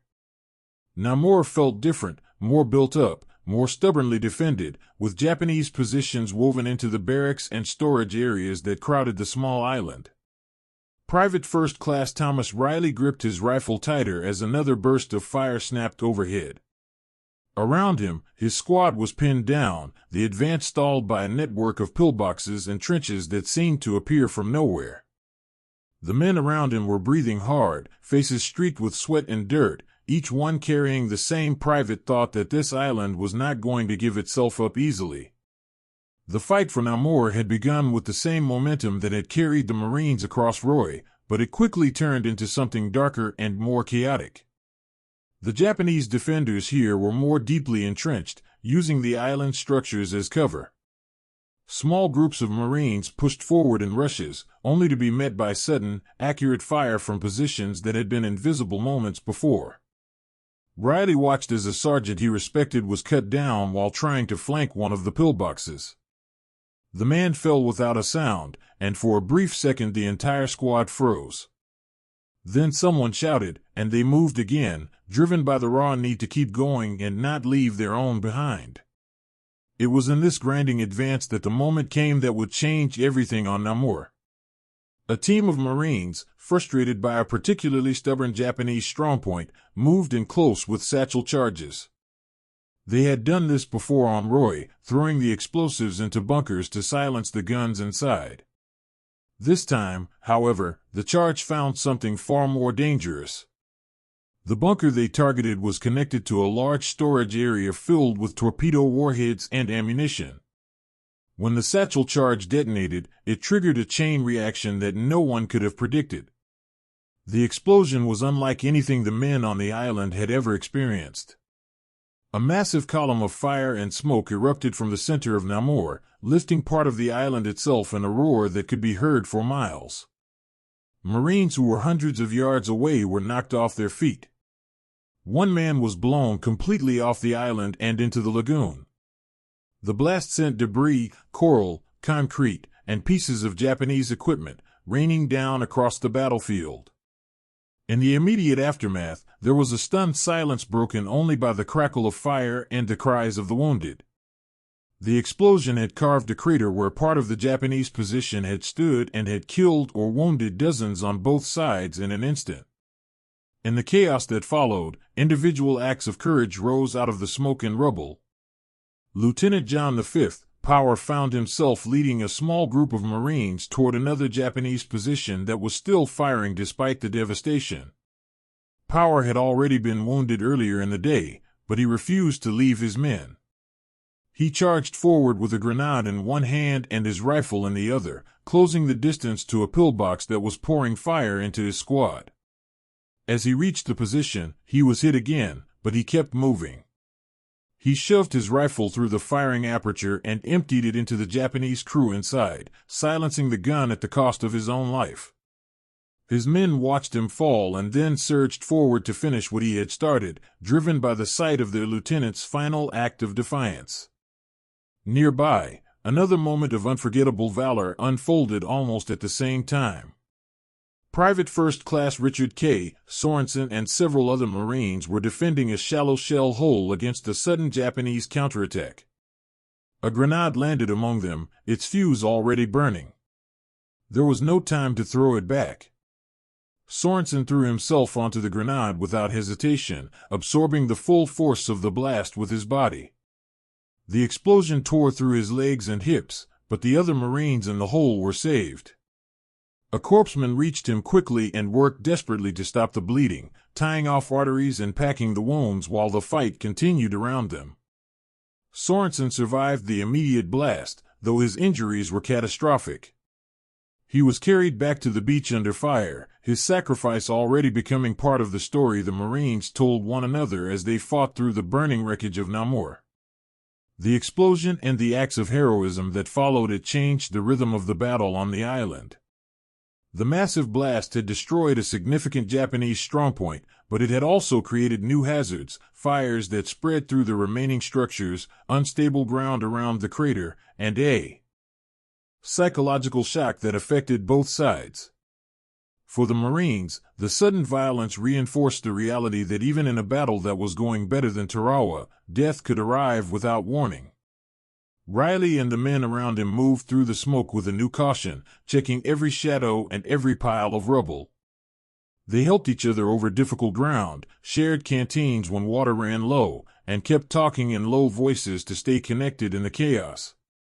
One Marine quietly carried an extra bandolier of ammunition for a buddy whose weapon had been damaged in the blast. Another stayed behind with a wounded man until a stretcher team could reach them, even as the rest of the squad pushed forward. The human cost continued to mount even as the Marines gained ground. The fires from the explosion burned for hours, sending thick black smoke into the sky. Men fought through pockets of resistance that seemed to appear from the ruins. Some Japanese defenders, cut off and with no hope of reinforcement, fought to the last. Others tried to surrender but were met with suspicion after the intensity of the fighting. Through it all, small moments of quiet resilience appeared. A Marine who had lost his closest friend earlier in the day sat for a few minutes with his head in his hands, then stood up and rejoined his squad without a word. Another wrote a short note on a piece of paper torn from his notebook and tucked it into his helmet, as if preserving a final thought in case he did not make it off the island. The heroism of men like Lieutenant John V. Power and Private First Class Richard K. Sorensen stood out against this backdrop of fire and destruction. Power had chosen to charge a fortified position even while wounded, giving his life to silence a gun that was killing his men. Sorensen had made the ultimate sacrifice without a second thought, throwing his body over a live grenade to protect the Marines around him. These were not planned acts of glory. They were instinctive responses to moments of extreme danger, born from the bond these young men shared and the belief that no one should face that danger alone. Their actions saved lives in the immediate chaos and became part of the story that helped the rest of the Marines keep moving forward when everything around them was burning. If the catastrophic explosion on Namur and the selfless courage of men like Lieutenant John V. Power and Private First Class Richard K. Sorensen have stayed with you, and if you want to explore more of the hidden stories of sacrifice and forgotten heroism from this war, I invite you to sign up for our free weekly newsletter. You will receive the exclusive ebook The Shadow War, 5 top-secret operations that shaped World War II, along with regular deep dives into espionage, forgotten heroes, and the hidden chapters that changed the course of the conflict. You can find the secure link in the description below. Please, to keep yourself safe, only use the secure link I've placed in the description below. If you try to search for this on the internet, the top results are unfortunately often fake websites designed to scam you, and I want to make sure you are protected. By late afternoon, the worst of the fighting on Namur had begun to ease. The Marines had pushed through the main Japanese positions, and organized resistance was collapsing. The island was secured, but the cost had been high in both lives and the psychological toll of the explosion and the close-quarters battle that followed. Riley and the surviving members of his squad found a moment to rest near the beach as engineers began clearing paths through the wreckage. They spoke little. The events of the day had left them drained and reflective.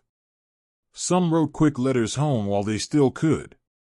Others simply sat in silence, staring out at the water and trying to process what they had just lived through.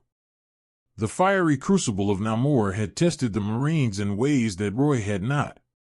The explosion had shown how quickly a battle could turn from controlled advance to overwhelming chaos. The heroism of individual men had reminded everyone that even in the most terrible moments, courage and sacrifice could still shine through. As the sun began to set over the captured island, the men who had fought there knew they had won something important, but they also carried the memory of the friends they had lost and the sudden, violent price that victory had demanded. The road to Japan had taken another hard step forward on the burning coral of Namur, paid for by the extraordinary valor of ordinary young men who had faced fire and explosion and chosen, in their final moments, to protect one another. The landing craft bucked hard as it hit the coral reef and then ground forward into the shallow water. Private First Class Daniel Hayes gripped the side of the boat and stared at the smoke-covered beach ahead. He had imagined this moment many times during the long voyage, but nothing had prepared him for the sheer noise and confusion of it. The bombardment was still falling inland, a constant thunder that shook the air itself. Around him other soldiers from the 7th Infantry Division crouched low, their faces tight with the same mix of fear and determination. Hayes thought about the farm back in Kansas and the letter he had written to his wife the night before. He had told her he was fine and that the training had been hard but good. He had not told her how often he woke up thinking about whether he would ever see her again. The ramp dropped and the men surged forward into waist-deep water. Japanese machine gun fire swept across the beach almost immediately. Hayes saw the man to his left go down without a sound. He kept moving, following the man in front of him, trying to stay low the way they had been taught. The sand and coral under his boots felt strange and unstable. He reached a low rise of sand and threw himself down behind it, breathing hard.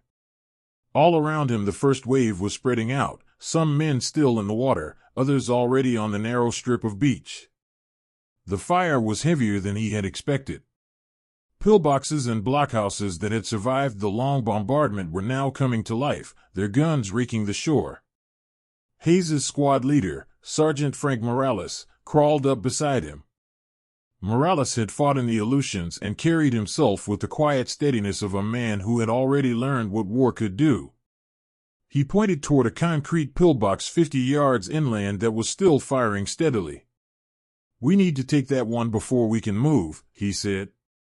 His voice was calm, almost conversational, but Hayes could see the tension in his eyes. Morales had already lost 2 men from the squad in the first minutes. He was doing everything he could to keep the rest of them alive while still pushing forward. Hayes nodded and checked his rifle. Around them other soldiers were doing the same, checking weapons, sharing quick words of encouragement, and preparing to move again. The advance across Kwajalein Island was never going to be fast. The Japanese had prepared the island carefully, with a network of blockhouses, pillboxes, and trenches that forced the Americans to fight for every yard. The 7th Infantry Division moved methodically, using supporting fire from ships and from the artillery that had been brought ashore on the small outer islets days earlier. It was a different rhythm from the lightning advance the Marines had made on Roy. Here the fighting was slower, more grinding, and in some ways more brutal because the defenders had more time and better positions to make every step costly. Hayes and his squad worked their way toward the pillbox Morales had pointed out. They moved in short rushes, one man covering while the others advanced. When they got close enough, Morales called for a flamethrower team. The man carrying the heavy weapon moved forward under covering fire, his face set in concentration. He sent a long stream of flame into the firing aperture of the pillbox. The screaming from inside lasted only a few seconds. Then the position went silent. Morales gave a quick hand signal and the squad moved past it, checking for any survivors and securing the ground they had just taken. Hayes felt a strange mix of relief and sickness as they passed the still-smoking entrance. He had not fired a shot at the men inside, but he had been part of the team that ended their lives. The reality of it settled into him as he kept moving. Further inland, other units faced similar strongpoints. One squad found itself pinned down by a blockhouse that had been reinforced with coral and concrete. The men tried several approaches, losing 2 soldiers in the process. A young private named Eddie Kowalski, who had been quiet and nervous during the voyage, suddenly stood up and ran forward with a satchel charge. He reached the side of the blockhouse, placed the charge against the wall, and pulled the fuse before sprinting back to cover. The explosion blew a hole in the side of the position. The squad rushed forward and cleared what remained inside. When it was over, Kowalski sat against a palm tree, shaking, while one of his buddies quietly handed him a canteen and stayed with him until he could stand again. The small act of kindness did not change what they had just done, but it reminded them that they were still looking out for one another in the middle of the violence. The heat and the dust made everything harder. The island was narrow, so there was little room to maneuver around the Japanese positions. Every advance brought new fire from unseen places. Hayes watched a medic crawl out into the open to reach a wounded soldier who had been hit while crossing a small clearing. The medic worked quickly, tying off a wound and giving the man something for the pain, all while bullets snapped past him. When he finally dragged the soldier back to safety, another man from the squad helped carry him the rest of the way to the aid station that was being set up near the beach. These small, repeated acts of courage and care were happening all across the beachhead.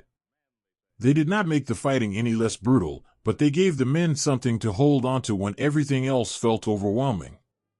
As the day wore on, the 7th Infantry Division continued its steady, costly push inland. The methodical nature of the advance was both a strength and a source of frustration. The supporting artillery and naval gunfire helped break many positions, but the Japanese defenders who survived the initial bombardment fought with grim determination from their remaining strongpoints.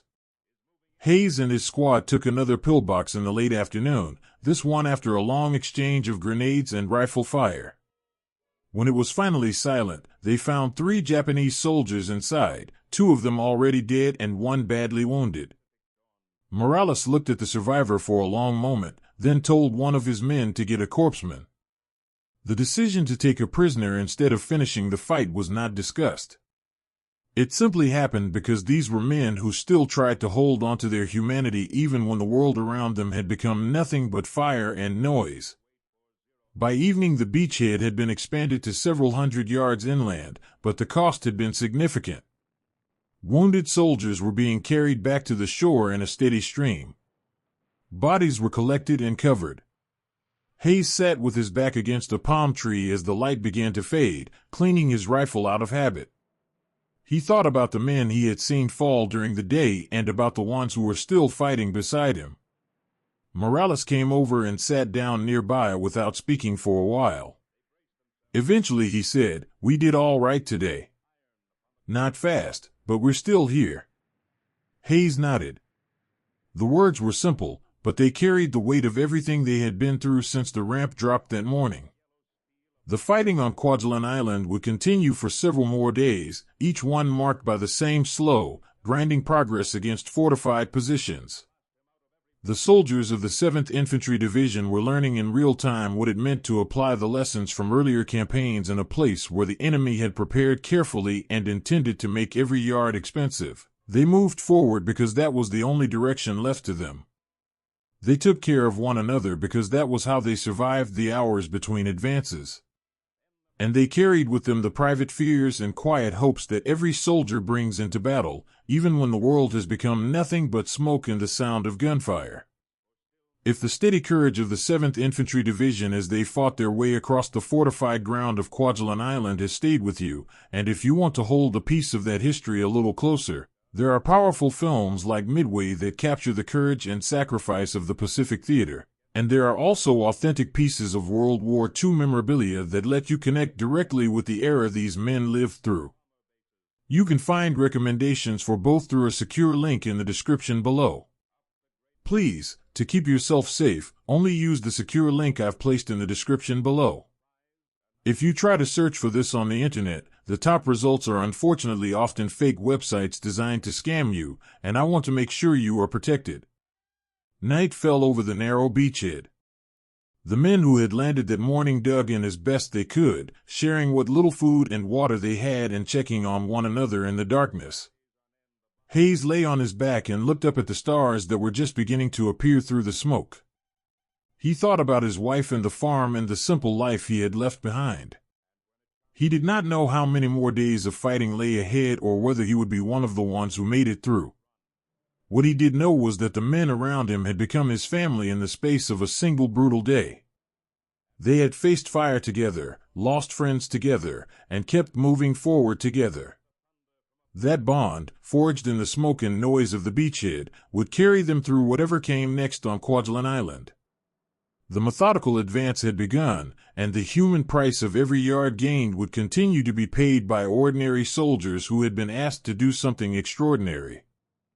The soldier woke to the sound of distant gunfire and the low murmur of men already moving. Private First Class Daniel Hayes opened his eyes to another gray dawn on Kwajalein Island. His body ached from the previous day's fighting, and his hands were raw from gripping his rifle. Around him other men from the 7th Infantry Division were stirring, checking their weapons and sharing what little water remained in their canteens. No one spoke much. The pillboxes and blockhouses that had survived the initial bombardment still waited ahead, and everyone knew the day would be measured in yards gained and friends lost. Hayes had thought the first day on the beach had been the worst of it. He had been wrong. The fighting on Kwajalein Island settled into a grim, grinding rhythm that tested every man in ways the quick advance on Roy had not. Each morning the soldiers rose from shallow foxholes and prepared to move forward again. The Japanese defenders had turned the narrow island into a maze of fortified positions. Concrete pillboxes, coral-reinforced bunkers, and connecting trenches forced the Americans to clear every strongpoint methodically. There was no easy way around them. The only path forward ran straight through the fire. Hayes's squad moved out behind a screen of supporting artillery fire. They advanced in short rushes, one fire team covering while the other moved. When they reached the first pillbox of the day, they found it still manned and firing. Sergeant Frank Morales directed the attack with the same calm he had shown on the beach. He sent one team to flank while the others kept the position suppressed. Hayes crawled forward with two other men, using every bit of cover the broken ground offered. When they got close enough, they used grenades and rifle fire to silence the guns inside. The work was slow and dangerous. Every position had to be checked after it went quiet, because the Japanese sometimes left one man behind to open fire again once the Americans moved past. The heat grew brutal as the sun climbed. Dust and smoke hung in the air, making it hard to breathe. Hayes felt the sweat running down his back and the grit grinding between his teeth. He thought about the farm back home and how the fields would be turning green right now. The memory felt impossibly distant. Around him other men were thinking their own private thoughts while they fought. One soldier quietly recited parts of a letter he had written to his mother the night before, as if the familiar words could steady him. Another kept a small photograph of his wife in his breast pocket and touched it whenever they paused between advances. The medics moved constantly through the fighting. They were the ones who ran into the open when someone fell. Hayes watched one corpsman crawl across 30 yards of open ground to reach a wounded man who had been hit while trying to flank a bunker. The medic worked quickly, his hands steady despite the bullets snapping past him. He tied off the wound, gave the soldier something for the pain, and then helped drag him back to cover. When the man was safe, the corpsman simply wiped his hands on his trousers and moved toward the next cry for help. Hayes had seen the same medic do this 3 times already that morning. There was no hesitation in him, only a quiet determination that seemed to come from somewhere deeper than training. Small moments of kindness appeared even in the worst hours. When Hayes's canteen ran dry, another soldier from a different squad shared some of his water without being asked. Later, when a young private froze during a rush toward a trench, an older sergeant grabbed him by the shoulder and pulled him forward, speaking low and steady until the fear passed. These were not grand gestures. They were the ordinary ways men kept each other alive when everything around them was designed to kill. The emotional weight grew heavier with each position cleared. Hayes saw friends he had trained with fall to machine gun fire or grenades. One moment a man was there beside him, talking about what he would do when he got home. The next moment he was gone. The suddenness of it left no time for proper grief. Hayes and the others could only keep moving and promise themselves they would remember later. At night, when the fighting paused, some men wrote letters by the light of shielded flashlights. Others sat in silence, staring at nothing. The shared vulnerability of those hours was its own kind of bond. They had seen each other at their most afraid and their most exhausted, and they had still kept going. On the second day, the Japanese launched a desperate counterattack. It came just before dusk, a sudden rush of men charging from a cluster of bunkers the Americans had not yet reached. The fighting became hand-to-hand in places. Hayes found himself using his rifle as a club when his ammunition ran low. Around him other soldiers were doing the same, swinging entrenching tools and fighting with whatever they had. The attack was beaten back, but it left more empty places in the lines. That night Hayes sat with Morales and 2 other survivors from his original squad. They spoke quietly about the men they had lost and about how strange it felt to still be alive when so many others were not. Morales passed around the last of his cigarettes. No one said much, but the simple act of sharing what little they had helped ease something inside them. The clearing of the pillboxes continued into the 3rd day. Each position required the same careful, dangerous work. Sometimes the Japanese inside fought to the last man. Other times they surrendered when it became clear there was no hope. The Americans learned to be cautious even after a position went quiet. More than once a single surviving defender opened fire again after the main group had moved on. Hayes and his squad developed a grim routine. They would approach a bunker, use grenades or flamethrowers to clear it, then send one man inside while the others covered him. The man who went in always knew he might not come back out. Yet someone always volunteered. The medics continued their impossible work. One corpsman was hit while treating a wounded soldier in the open. He refused to be evaluated until the man he was treating was safe. Only after the wounded soldier had been carried away did the medic allow himself to be helped back to the aid station. Hayes heard later that the corpsman survived, though his wounds were serious. Stories like that spread through the lines quickly. They reminded the fighting men that they were not alone, that someone would come for them if they fell. By the fourth day the island was nearly secured, but the cost had been high. Hayes and the remaining men in his squad moved through the final cluster of positions with a weary determination. They had learned to read the ground and the enemy in ways they could not have imagined when they first landed. They had also learned the true weight of sustained combat. The constant tension, the sudden losses, the exhaustion that settled into their bones, all of it had tested them in ways no training could have prepared them for.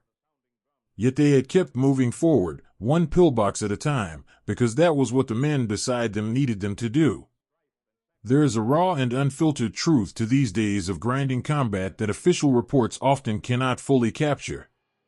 The sustained pressure of clearing fortified positions, the repeated heroism of medics who ran into fire again and again, the quiet moments when exhausted men shared what little strength they had left, and the heavy emotional cost of watching friends fall, these are the realities that defined the fight on Kwajalein Island.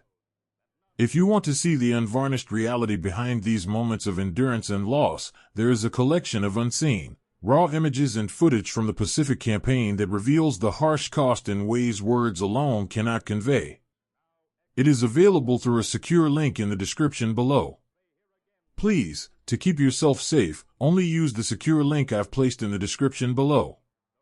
If you try to search for this on the internet, the top results are unfortunately often fake websites designed to scam you, and I want to make sure you are protected. When the last organized resistance finally collapsed, Hayes and the other survivors found themselves standing among the ruins of what had once been a Japanese stronghold. The island was quiet for the first time since the landing.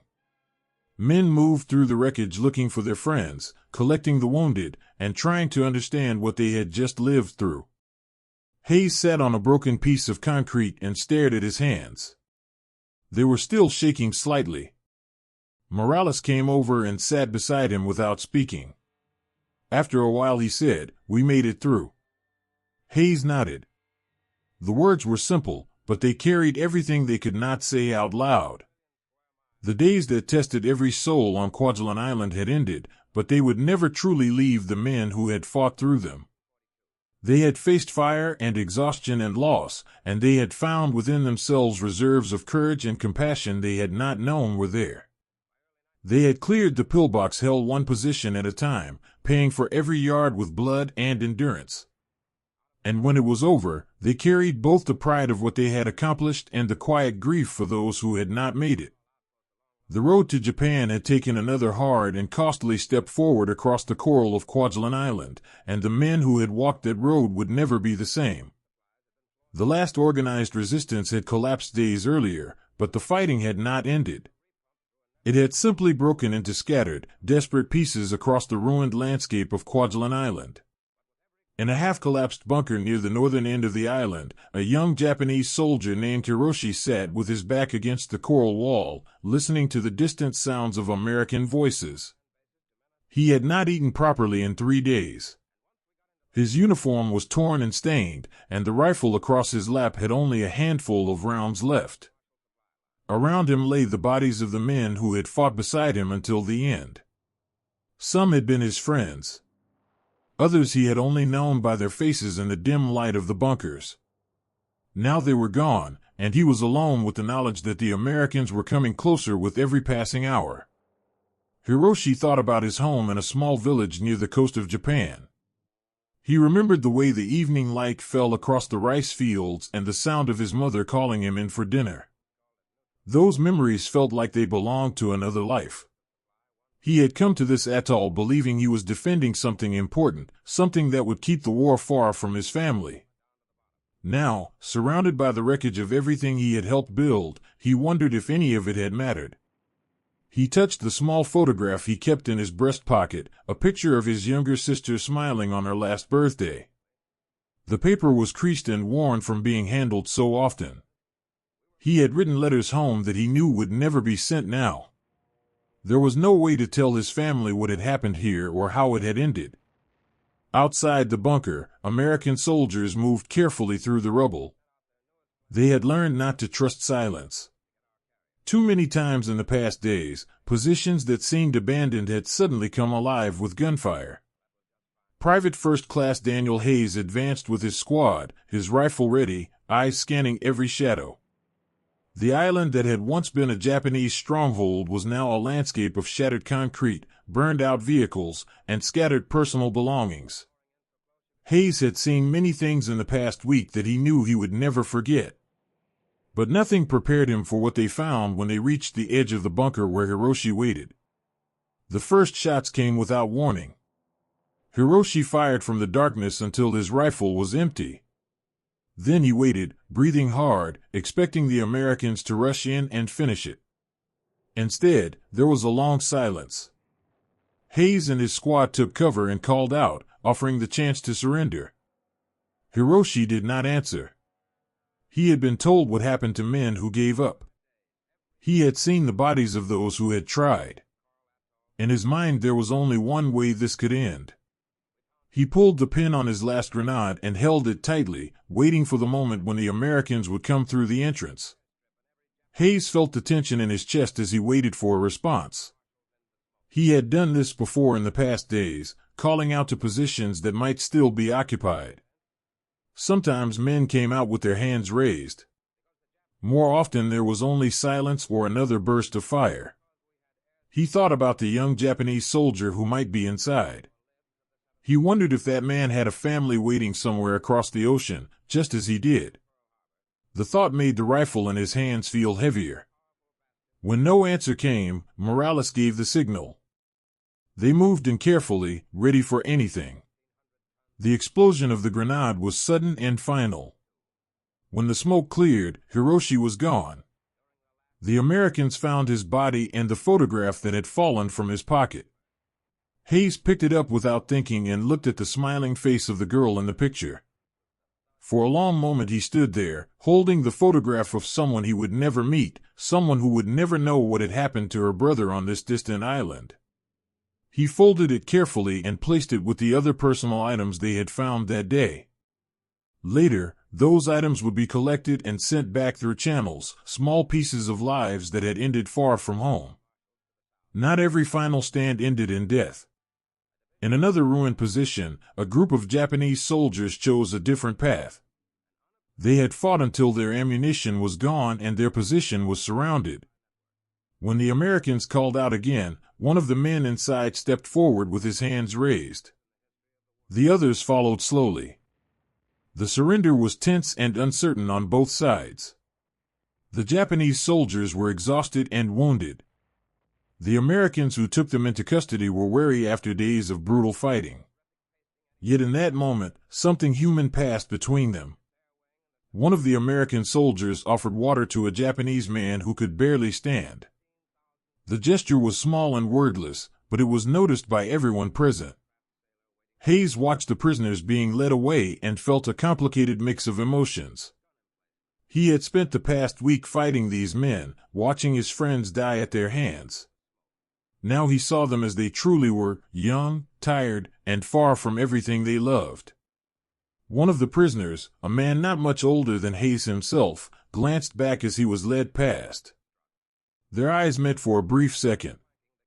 There was no hatred in that look, only exhaustion and a shared understanding of what war had done to both of them. Hayes turned away and went back to checking the position they had just taken.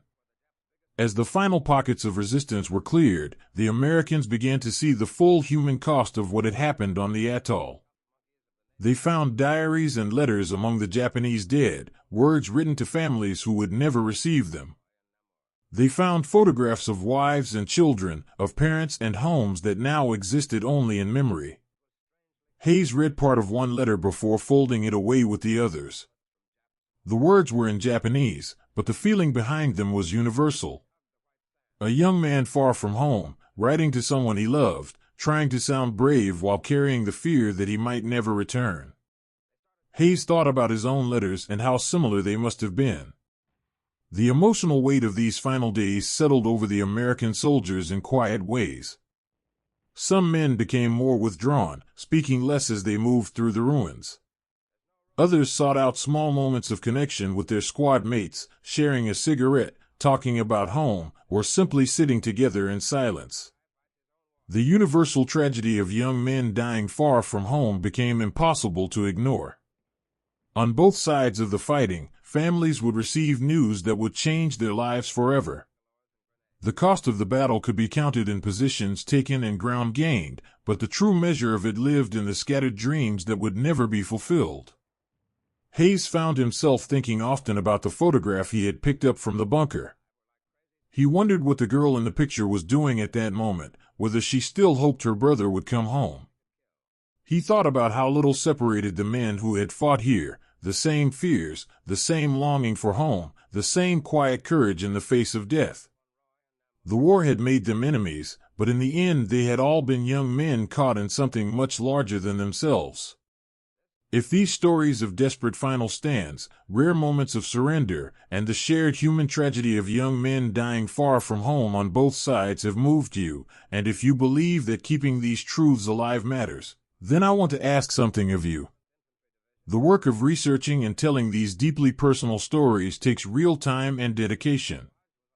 If you are able, consider leaving a small tip, as little as $1, to help support the continued effort of bringing these forgotten human stories to light and keeping history alive for future generations.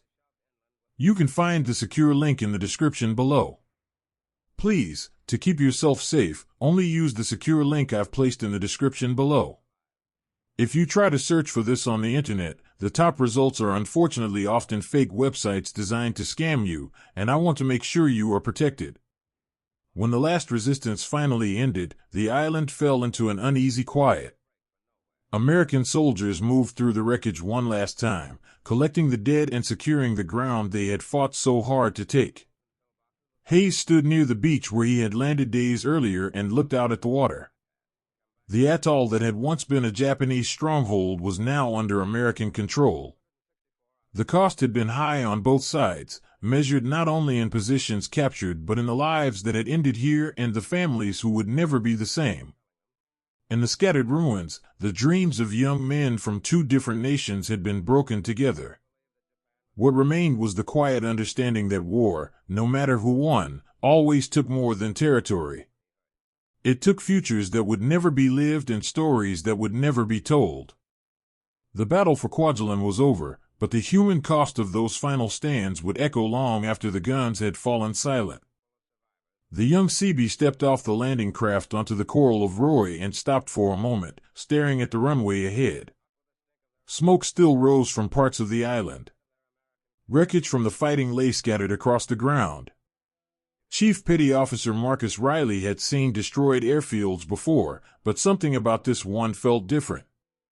The battle had ended only hours earlier in some places, yet already the first work parties were moving across the strip, measuring damage and marking what needed to be repaired first. Riley wiped the sweat from his face and walked toward the men already at work. There was no time to stand and look. The airfield had to be made operational as quickly as possible. Everything that would come next across the Central Pacific depended on it.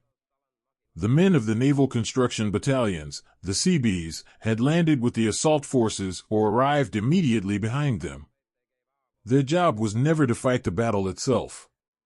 Their job was to turn the shattered ground into something the fighting forces could use the moment the shooting stopped. On Roy, that meant getting the long coral runway back into service so aircraft could land and take off again.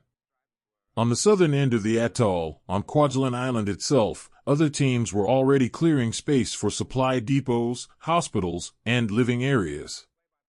The transformation began while the last pockets of resistance were still being cleared.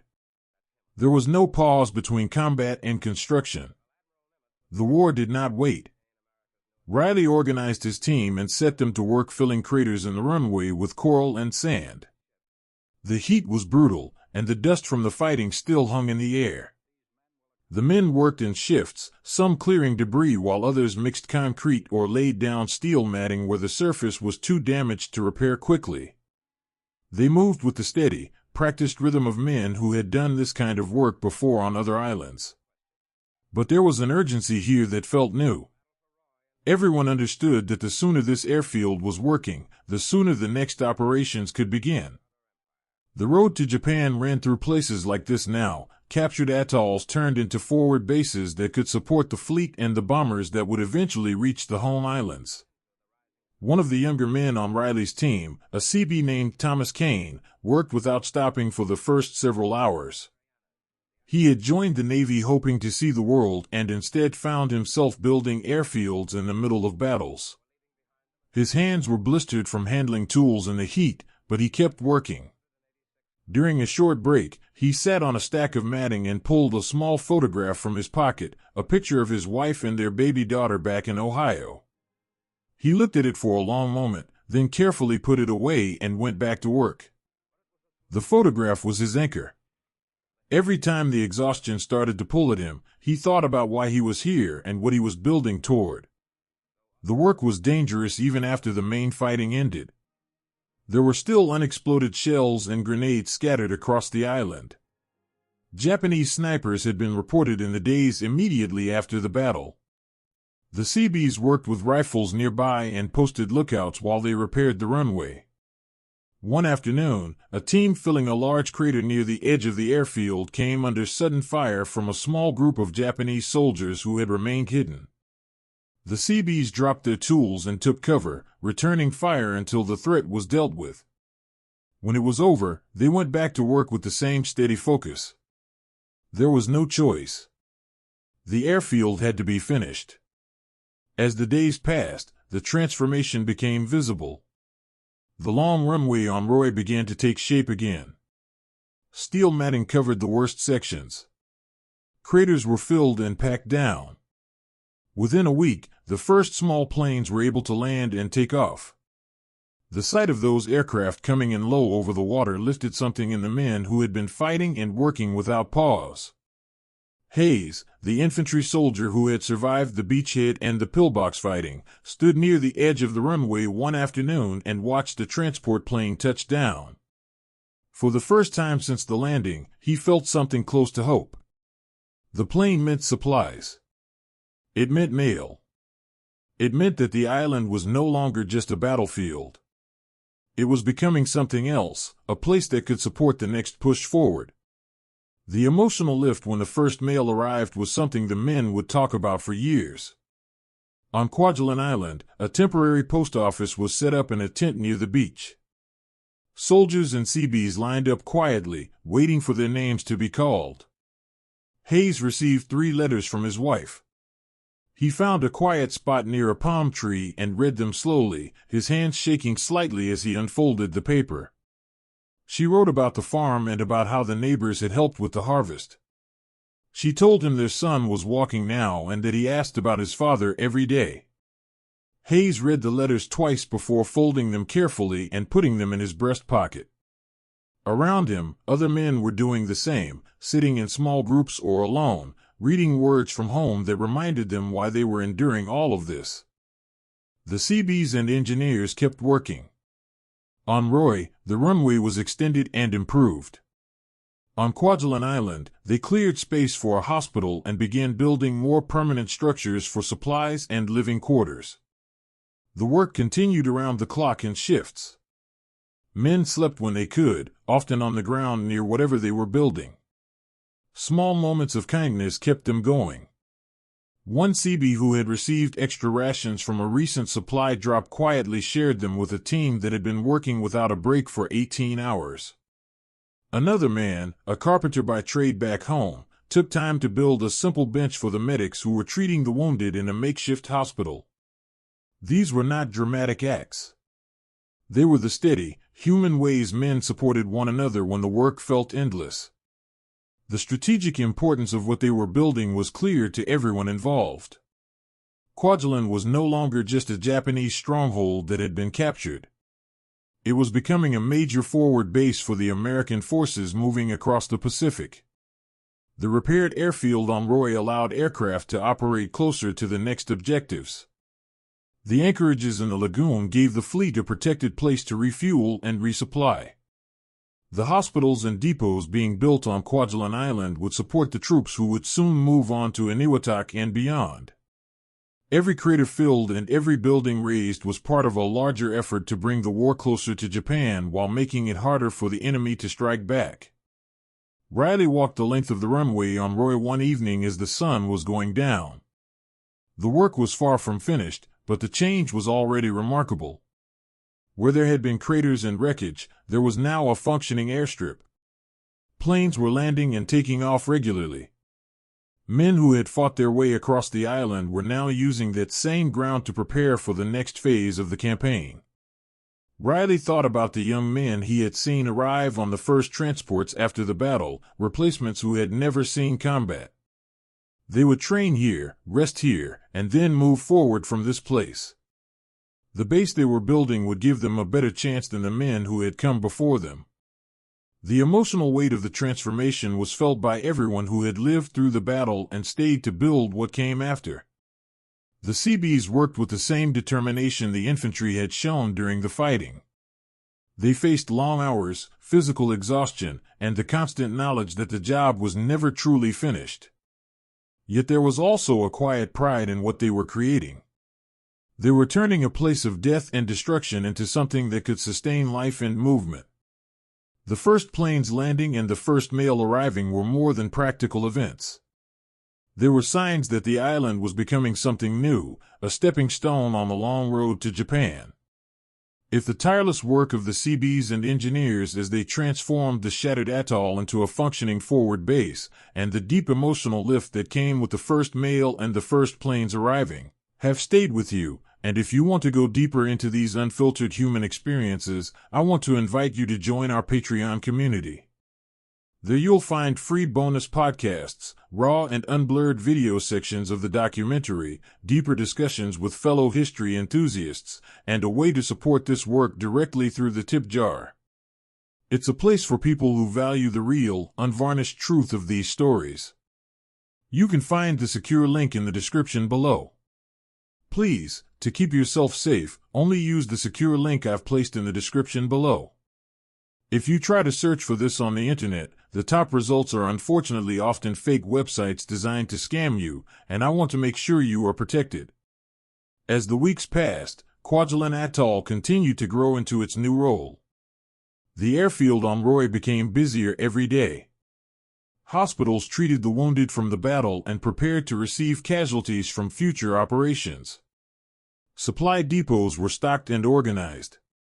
Living areas were built for the thousands of men who would pass through or stay on the atoll. The Seabees and engineers who had begun the work in the immediate aftermath of the fighting saw the results of their labor every time a plane landed or a ship pulled into the lagoon. They had turned a place of scattered resistance and heavy loss into something that could support the next great steps toward Japan. The road ahead was still long and uncertain, but the foundation had been laid by men who worked with the same quiet courage as those who had fought to take the ground in the first place. The atoll that had once been a Japanese stronghold was now an American forward base, and the men who had built it carried both the exhaustion of their labor and the satisfaction of knowing they had helped move the war forward. The Marines stood on the repaired runway at Roy and watched another transport plane lift into the sky, its engine straining against the weight of men and supplies bound for the next objective. He had fought across this island only weeks earlier. Now the same ground that had been a battlefield was sending men forward again, faster than anyone had expected. Private First Class James Harlan felt the wind from the propellers wash over him as the plane climbed and turned west. He thought about how quickly everything had changed. The atoll that had seemed so distant and formidable when they first approached it was now a functioning base, and the war was moving again with a speed that felt almost unreal after the long months of preparation. Harlan had survived the fighting on Roy and Namur. He had seen friends fall and had carried the memory of those losses with him every day since. But he had also seen what the rapid capture of Kwajalein had made possible. The repaired airfield was already launching aircraft that could reach farther into Japanese-held territory. The lagoon was filling with ships that could refuel and resupply without returning all the way to Hawaii or the Solomons. The men who had fought here were not being given long to rest. Many of them were already preparing to move again, this time toward Eniwetok, another atoll that had seemed out of reach only a short time before. The decision to strike Eniwetok so soon after Kwajalein came directly from the success on the larger atoll. Planners had originally considered bypassing several strongpoints in the marshals, but the swift victory at Kwajalein changed the calculation. With a secure base now in hand, American forces could push forward without leaving their flank exposed. The same ships and men who had taken Kwajalein were redirected almost immediately. Harlan heard the news while sitting with his squad near the edge of the runway. They had been expecting weeks or even months before the next major operation. Instead, they were told to prepare to move again within days. Some of the men exchanged quiet looks. Others simply nodded and went back to cleaning their weapons. The pace had quickened, and there was no time to question it. On the ships that carried the assault force toward Eniwetok, many of the faces were familiar. Marines who had fought on Roy and Namur found themselves once again packed into transports, heading toward another unknown shore. The mood was different from the voyage to Kwajalein. There was less uncertainty and more grim determination. They had proven something to themselves and to the enemy. The lessons learned at Tarawa and applied at Kwajalein had worked. Now those same lessons would be tested again on a smaller but still heavily defended atoll. Harlan sat on the deck one evening with two men from his original squad. They spoke little about the coming fight. Instead, they talked about home and about what they hoped to do when the war finally ended. One of them, a quiet young man named Kowalski, pulled a letter from his pocket and read parts of it aloud. His wife had written about their newborn son and about how she kept a picture of him beside the crib. The men listened in silence. The letter was a reminder that the accelerating road still led back to something worth fighting for. The capture of Eniwetok came even faster than Kwajalein in some ways. The lessons applied on the larger atoll had been refined further. Longer and more precise bombardment, better coordination between naval gunfire and the landing forces, and the confidence that came from recent victory all played their part. Yet the human cost remained real. Men who had survived Kwajalein found themselves once again moving through smoke and fire on another coral island. Harlan watched a friend from his platoon fall during the fighting on one of Eniwetok's smaller islets. He helped carry the wounded man back to the beach and stayed with him until a corpsman arrived. In those moments, the speed of the campaign felt less like progress and more like a relentless forward motion that left little time to grieve or even to think. Still, the strategic momentum was undeniable. With Eniwetok secured, the Central Pacific route to Japan opened wider than it had been only weeks earlier. The bypassed Japanese strongholds in the marshals were now isolated, their airfields and harbors neutralized without the need for costly direct assaults. The fleet could operate from forward bases that it seemed impossible to reach at the beginning of the year. Aircraft could stage from these newly captured atolls for strikes deeper into enemy territory. The road that had once seemed long and uncertain now appeared to be shortening with every successful landing. Harlan and the other survivors from Kwajalein felt this change in personal ways. Some of them received orders to remain on the atoll as part of the garrison force while newer units moved forward. Others prepared to join the next wave that would eventually strike the Marianas. The conversations in the evenings often turned to what this acceleration meant for the war as a whole. Men who had once spoken about the possibility of fighting for years now wondered aloud whether the end might come sooner than they had dared to hope.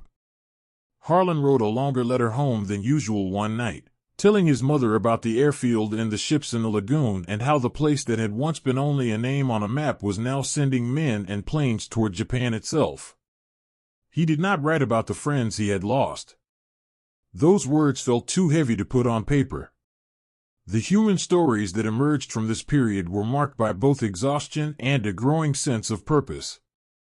Men who had fought at Kwajalein and then at Eniwetok carried a particular kind of weariness, but they also carried the knowledge that their sacrifices were moving the war forward faster than anyone had predicted at the start of the campaign. Small moments of resilience appeared in the midst of the constant movement.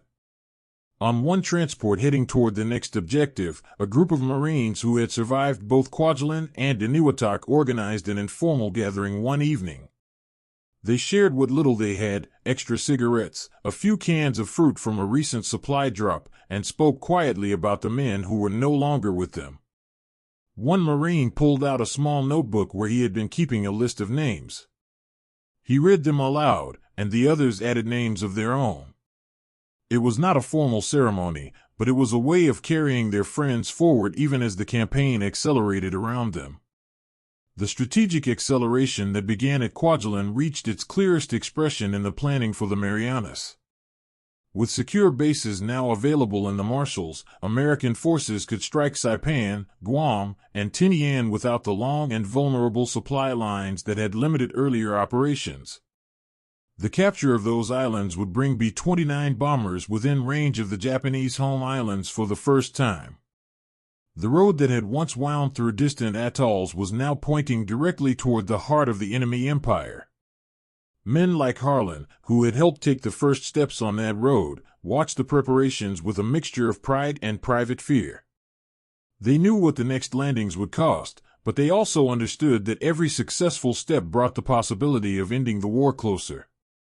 If the way the swift capture of Kwajalein opened the path to Eniwetok and accelerated the entire drive toward the Marianas and Japan has stayed with you, and if you want to explore more of the hidden operations and forgotten chapters that shaped this momentum, I invite you to sign up for our free weekly newsletter. You will receive the exclusive ebook The Shadow War, 5 top-secret operations that shaped World War II, along with regular deep dives into espionage, forgotten heroes, and the hidden stories behind the accelerating road to victory. You can find the secure link in the description below. Please, to keep yourself safe, only use the secure link I've placed in the description below. If you try to search for this on the internet, the top results are unfortunately often fake websites designed to scam you, and I want to make sure you are protected. Harlan eventually received orders to remain on Kwajalein as part of the growing garrison. He watched from the airfield as more planes took off and more ships departed for the next phase of the campaign. The atoll that had once been the target was now the base. The men who had fought to take it were already becoming part of its new story, some moving forward to new battles, others staying behind to build and defend what had been won. The road to Japan had gained speed and direction because of what happened here. The human cost remained real and heavy, carried in the memories of those who had survived and in the letters that continued to travel between the islands and the homes waiting across the ocean. But for the first time since the war in the Pacific began in earnest, the distance to the end seemed to be shrinking with every successful step. The accelerating road had begun at places like Kwajalein, and the men who had walked its earliest stretches now looked ahead toward a horizon that, while still dangerous, finally seemed reachable. The young Marine knelt in the rubble of a collapsed bunker on Kwajalein Island and carefully lifted a small, water-stained photograph from the dirt. The image showed a Japanese family standing together in front of a modest wooden house. A mother and father stood behind 2 children, a boy and a girl, all of them smiling into the camera on what must have been a warm summer day. The Marine turned the photograph over in his hands. On the back, someone had written a few lines in Japanese characters. He could not read the words, but he understood their meaning without translation. This had been someone's most precious possession, carried across an ocean and into battle, kept close to the heart until the very end. Private First Class Thomas Riley had seen many things in the days since the fighting ended, but nothing affected him quite like the personal items scattered through the wreckage. He had already found several letters written in Japanese, folded carefully and tucked into pockets or inside helmets. Some were still sealed, as if the men who carried them had hoped to send them home one day. Others had been opened and read so many times that the paper was soft and fragile. Riley handled each one with a strange gentleness, as if disturbing these last connections to distant families would somehow make the loss worse. He thought about his own letters, the ones he had written to his mother and sister before the landing. He had tried to sound brave and steady, telling them about the training and the camaraderie with the other men. He had not written about the fear that kept him awake at night or the way he sometimes stared at the horizon and wondered if he would ever see home again. Now, holding these Japanese letters, he realized how similar they must have been. Somewhere across the Pacific, families were waiting for words that would never arrive. Mothers and fathers, wives and children were living in the same suspended hope that his own family carried every day. Riley carefully placed the photograph into a small canvas bag with the other items his squad had collected. These things would be gathered and sent through channels, though no one was quite sure what would happen to them after that. For now, they served as quiet reminders that the enemy had not been faceless. Every body they found had once been a son, a brother, a husband. Every letter and photograph told a story that ended here on this coral atoll, far from the people who had loved the man who carried it. On the other side of the world, in a small town in Iowa, a woman named Margaret Harlan opened her front door to find a Western Union telegram in the hand of a young boy on a bicycle. She had been waiting for this moment since her son James had shipped out. She had tried to prepare herself, but nothing could have prepared her for the words on the thin yellow paper. James had been killed on Kwajalein. The official language was formal and distant, offering condolences and expressing gratitude for his service. Margaret sat at her kitchen table for a long time after the boy left, holding the telegram in both hands. She thought about the last letter she had received from her son, the one where he had written about the men in his platoon and how they looked out for each other. She had read that letter so many times that she could almost recite it from memory. Now she would never receive another. Margaret walked to the small desk in the corner of the living room and opened the drawer where she kept James's letters. She spread them out on the table and read them again, one by one, as if searching for some final message she might have missed. In one of the earlier letters, he had written about a quiet moment on the ship when he and another Marine had talked about what they wanted to do after the war. James had said he wanted to come home and help on the farm, maybe get married and raise a family of his own. Margaret folded that letter and pressed it to her chest. The dreams he had written about would never happen now. They had died with him on a distant island she had never seen and could barely pronounce. Half a world away, in a village near the coast of Japan, a mother named Akiko Sato waited for news of her son Hiroshi. She had not received a letter from him in many weeks. The last one had been cheerful in the careful way soldiers rode home, telling her about the work he was doing and asking about the garden and his younger sister. Akiko had written back immediately, filling the pages with ordinary details about the village and about how his sister was doing well in school. She had not asked when he might come home. She knew better than to put that question on paper. Now she sat on the tatami mat in their small house and looked at the photograph of Hiroshi that stood on the low table in the corner. He had been so young when he left. She wondered if he was still alive somewhere, or if the silence meant something she could not yet bring herself to accept. In the weeks after the battle, more personal items surfaced as the cleanup continued across the atoll.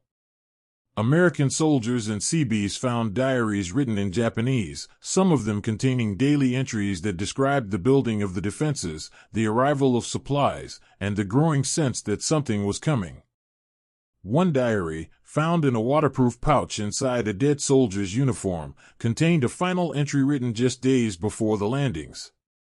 The writer had described the evening walk he took along the lagoon and how the water had looked especially beautiful in the fading light. He had written about missing his family and about hoping the defenses would be strong enough. The entry ended abruptly, as if the writer had been interrupted or had simply run out of words. Riley read that diary entry with the help of a translator who had been brought to the island. The words stayed with him long after the translator had moved on to the next item. He thought about how ordinary the final entry had been. There had been no grand declarations or expressions of hatred. just a young man walking along the water and thinking about home. Riley had done the same thing many times during the voyage to Kwajalein. He had stood at the rail of the transport and looked out at the endless ocean, thinking about his mother's kitchen and the way the light came through the windows in the morning. The similarity was painful in its simplicity. Other items told different stories. A photograph of a young Japanese woman holding a baby was found tucked inside a helmet. The baby was smiling and reaching toward the camera. On the back of the photograph, someone had written a short message in careful characters. When translated, it read simply, "Wait for us."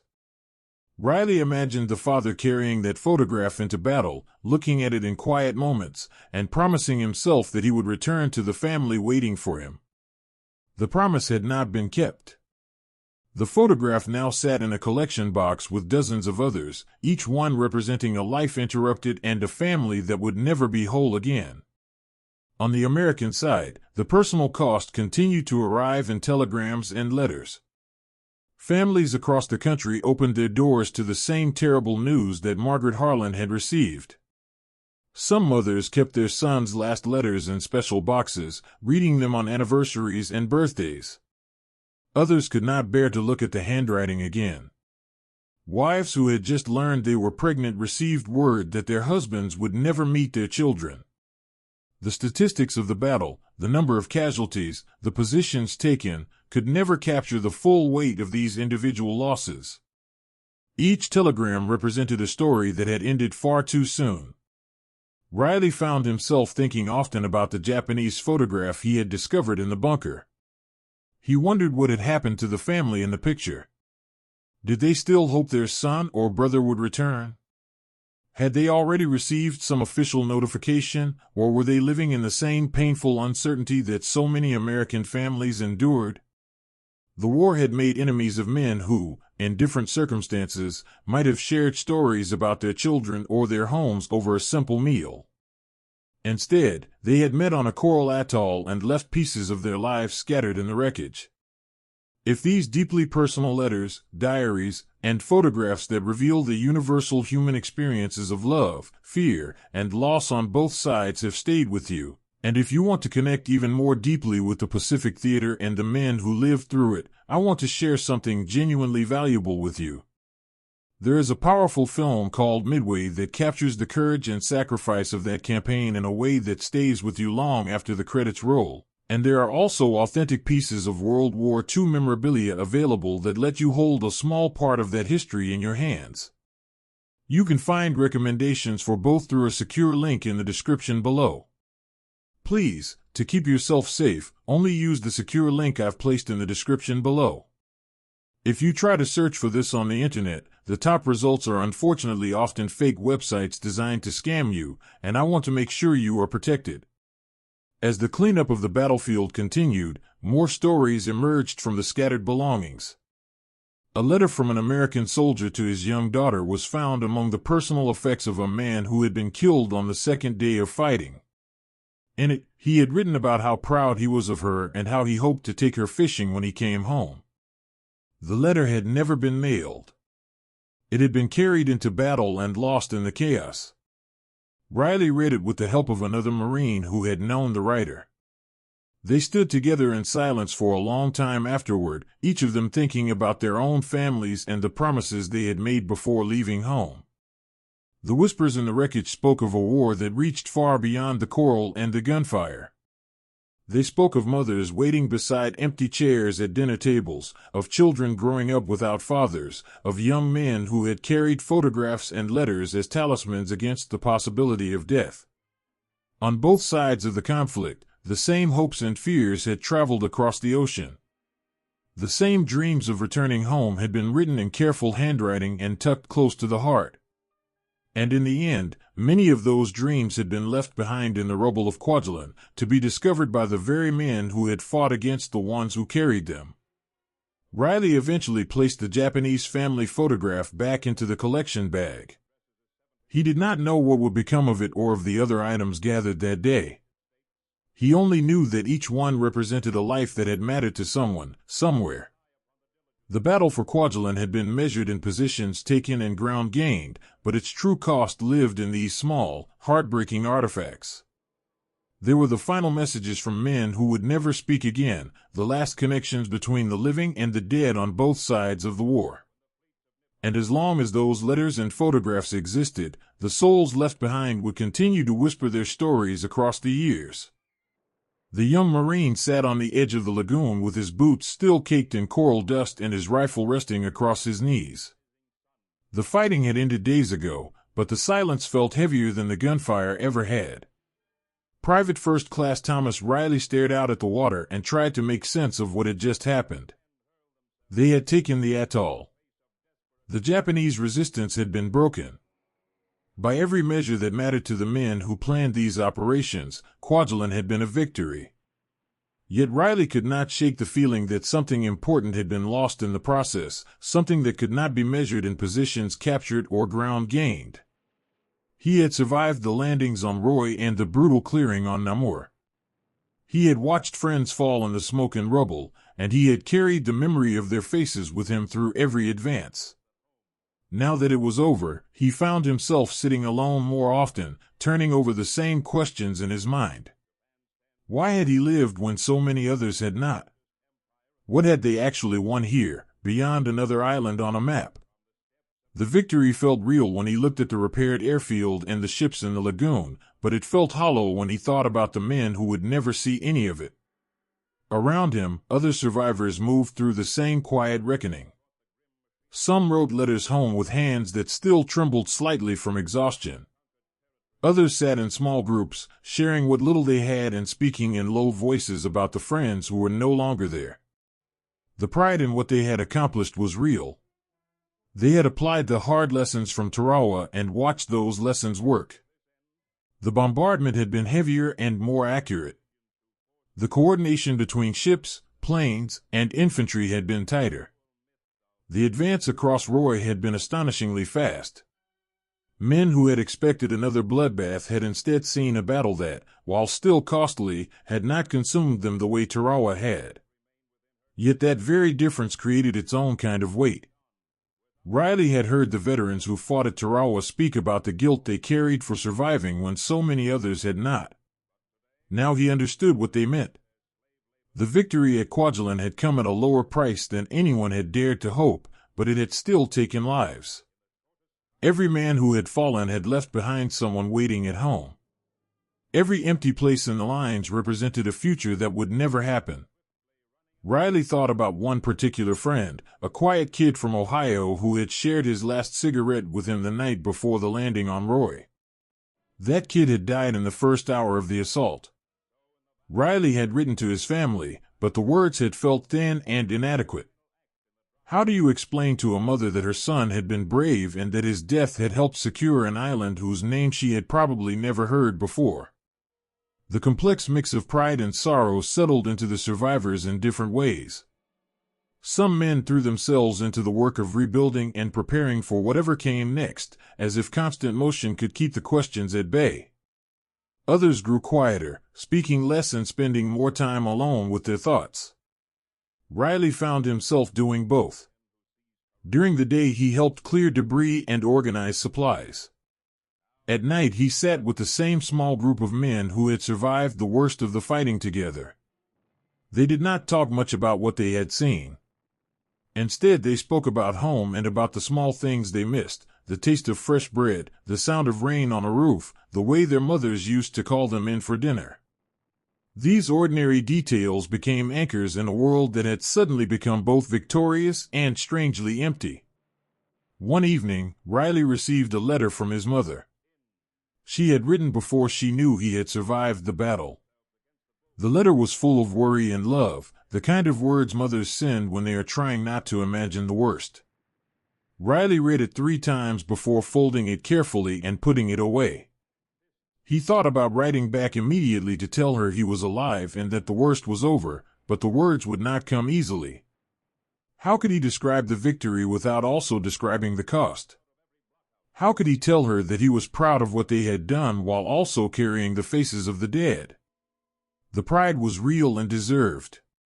The men who had fought at Kwajalein had turned the hard lessons of earlier campaigns into something that worked. They had moved with speed and coordination that would have seemed impossible only months earlier. The capture of the atoll had opened the road to Eniwetok and beyond, accelerating a campaign that had once seemed endless. When Riley looked at the airfield now humming with activity or watched the ships coming and going in the lagoon, he felt a quiet satisfaction. They had done something important here. They had proven that preparation and adaptation could change the outcome of a battle. That knowledge mattered. But the losses mattered too. They could not be set aside simply because the overall cost had been lower than expected. Riley and the other survivors carried the memory of specific men, not statistics, but individuals with names and stories and families waiting for them. They carried the images of bodies collected from the rubble and the sound of names being called that would never be answered. The victory had been won, but it had not been clean. It had left marks on everyone who lived through it. In the quiet days after the fighting, small moments of resilience and kindness continued to appear. Men who had nothing left to give still shared what little they had. A soldier who had lost his closest friend sat with another man who had been wounded and read letters aloud to him until the pain medicine took effect. A sergeant who had led his squad through the worst of the fighting quietly checked on each of his remaining men every evening, making sure they had water and a place to rest. These were not dramatic acts of heroism.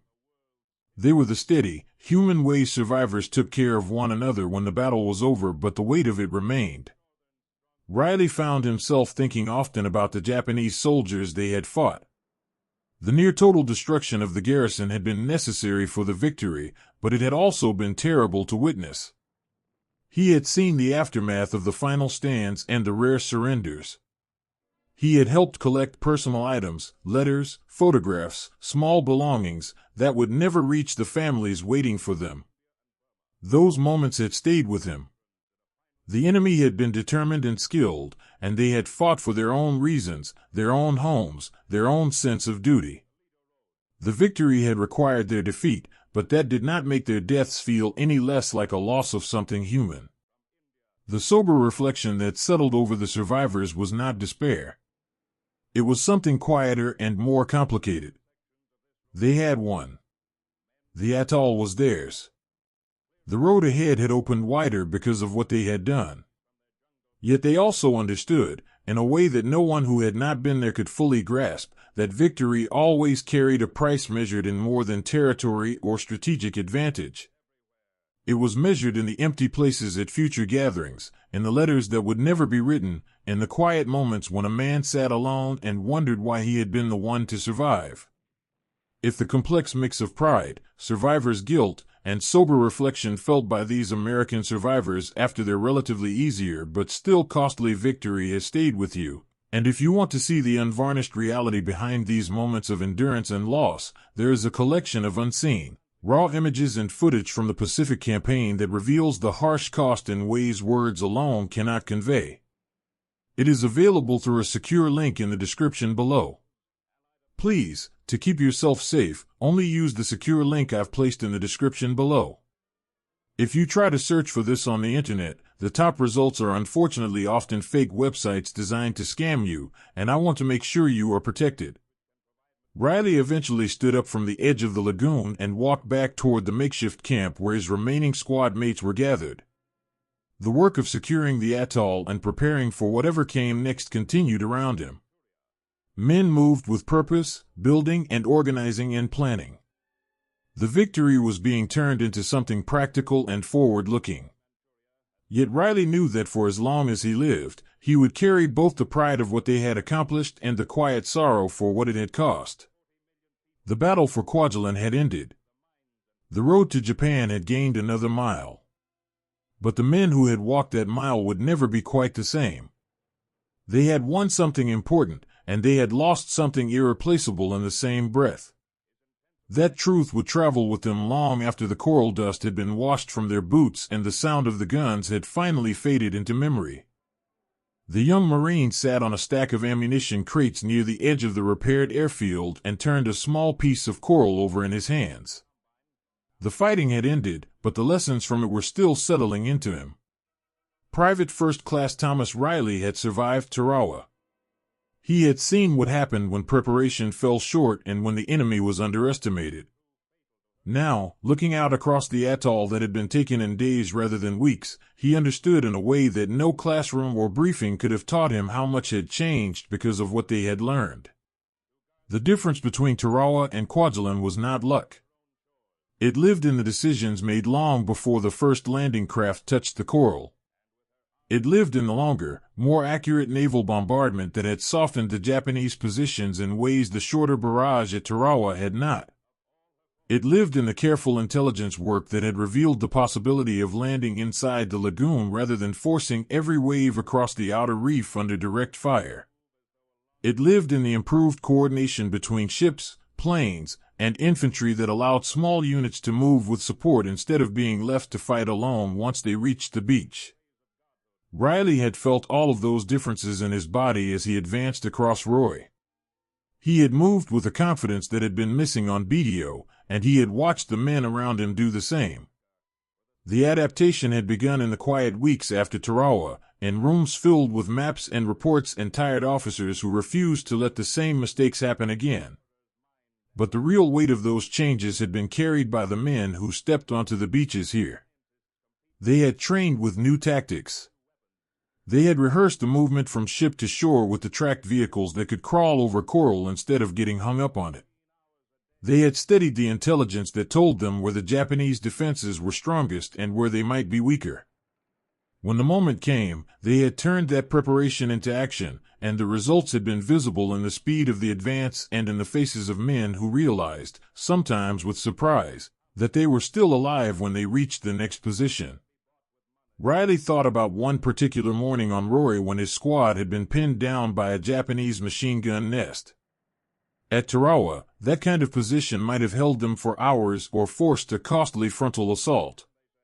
Here, they had called in supporting fire from a destroyer offshore, adjusted the range based on what they had learned in training, and then moved in a coordinated rush once the gun fell silent. The whole action had taken less than 20 minutes. No one in the squad had been hit. Riley had looked at the faces of the men around him afterward and seen something he had not seen often enough on Tarawa, a quiet, exhausted relief rather than the hollow shock of having survived something that should never have been that hard. The Japanese had made their own calculations, and those calculations had proven fatally wrong in ways that shaped the entire battle. They had expected the Americans to come from the open ocean, where the heaviest defenses had been placed. They had not fully anticipated the possibility of a lagoon landing that would bypass many of those positions. They had prepared for a longer fight, for the kind of grinding attrition that had characterized earlier campaigns. Instead, they faced an enemy that had learned to strike harder and faster than before. The result was not just a military defeat but a strategic shock that forced Japanese commanders to reconsider how they defended the rest of their outer perimeter.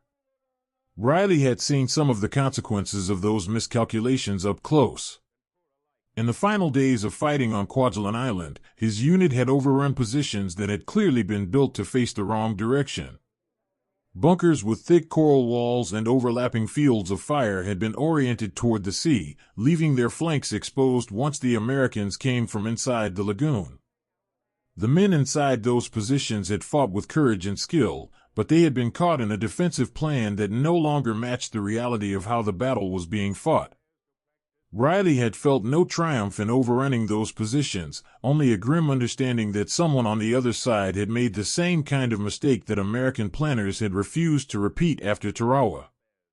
The power of preparation had shown itself in small, human ways throughout the campaign. A young officer who had studied the after-action reports from Tarawa had insisted on extra rehearsals with the new landing vehicles. Those rehearsals had saved lives when the actual landings began. A photo interpreter working long hours over grainy images had spotted a possible weak point in the Japanese defenses along the inner lagoon. That observation had contributed to a decision that changed the shape of the assault. A CB working through the night to repair a damaged tractor had made sure one more vehicle reached the beach on time. None of these individual actions had made headlines. Together, they had turned the hard lessons of one battle into the foundation for success in the next. Riley had carried his own version of those lessons. After Tarawa, he had paid closer attention during training. He had listened more carefully when the veterans spoke about what had gone wrong and what might be done differently. He had written letters home that were more careful with their words, as if he understood now that every letter might be the last one his family received. When he stepped onto the beach at Kwajalein, he had done so with a steadiness that came from knowing the men around him had prepared as thoroughly as anyone could prepare for war. That preparation had not removed the fear or the cost, but it had given them a better chance than the men at Tarawa had received. The Japanese miscalculations had carried their own human weight. The defenders on Kwajalein had been told they were part of a strong outer ring that would hold the enemy far from the home islands. They had built their positions with skill and endurance, often under difficult conditions and with limited resources. They had fought with determination when the attack came. Yet the speed and direction of the American assault had caught them in a situation their preparations had not fully anticipated. Riley had seen the aftermath of that mismatch in the final pockets of resistance, men fighting on even when the larger battle had already been decided, not because they expected to win, but because they had been placed in a position where retreat or surrender were not options they could easily choose. The turning point at Kwajalein was not just about one atoll. It was about the change in tempo and trajectory that rippled outward from it. With secure bases now available in the Marshalls, American forces could strike farther and faster than before. The bypassed Japanese strongholds became isolated outposts rather than anchors in a defensive line. The capture of Eniwetok followed quickly, and the planning for the Marianas accelerated. Each of those steps had been made possible by what had been learned and applied at Kwajalein. The men who had fought there had helped turn a campaign that had once seemed measured in years into one that was now moving with a momentum no one had fully expected at the beginning of 1944. Riley thought about the men who had not lived to see that momentum. He thought about the quiet conversations he had shared with them before the landings and about the small acts of courage he had witnessed during the fighting. Those individual stories were the real measure of what had changed. The adaptation from Tarawa had saved lives, but it had not saved everyone. The preparation had made a difference, but it had still required men to step into danger with nothing but their training and each other. The Japanese miscalculations had contributed to the speed of the victory, but they had also meant that brave men on the other side had been placed in impossible positions through no fault of their own courage. If the rapid adaptation from Tarawa, the power of preparation, and the Japanese miscalculations that made Kwajalein a turning point in the Central Pacific Campaign have stayed with you, and if you believe that keeping these human truths alive matters, then I want to ask something of you. The work of researching and telling these deeply personal stories takes real time and dedication. If you are able, consider leaving a small tip, as little as $1, to help support the continued effort of bringing these forgotten human stories to light and keeping history alive for future generations. You can find the secure link in the description below. Please, to keep yourself safe, only use the secure link I've placed in the description below. If you try to search for this on the internet, the top results are unfortunately often fake websites designed to scam you, and I want to make sure you are protected. Riley eventually stood and walked back toward the men who were still working to secure and improve the atoll. The lessons etched in the coral of Kwajalein would travel with them as they moved forward. Those lessons lived in the way small units now coordinated their movements, and the way supporting fire was called and adjusted, and the way intelligence was gathered and trusted. They lived in the quiet confidence that came from knowing preparation could change outcomes. They lived in the memory of the men who had paid the price for those lessons to be learned. And they lived in the understanding that behind every strategic victory, no matter how swift or how necessary, there were thousands of individual human dramas of bravery, loss, and the stubborn refusal to let the same mistakes claim another generation. The war had changed its pace because of what happened here, and the men who had lived through it carried both the pride of that change and the solemn knowledge of what it had cost. The old man stood at the edge of the lagoon on what had once been a battlefield and looked out across water that now reflected a different kind of light. He had returned to Kwajalein decades after the fighting ended, walking slowly across ground that had once been torn by shells and stained by loss. His name was Thomas Riley, and he had been a young Marine when he stepped onto this coral for the first time in 1944. Now his hands were lined and his voice carried the quiet weight of years, but his eyes still held the memory of what he had seen and what it had asked of him. He had come back not to relive the battle, but to stand where the men he had known had fallen and to remember what their lives had meant.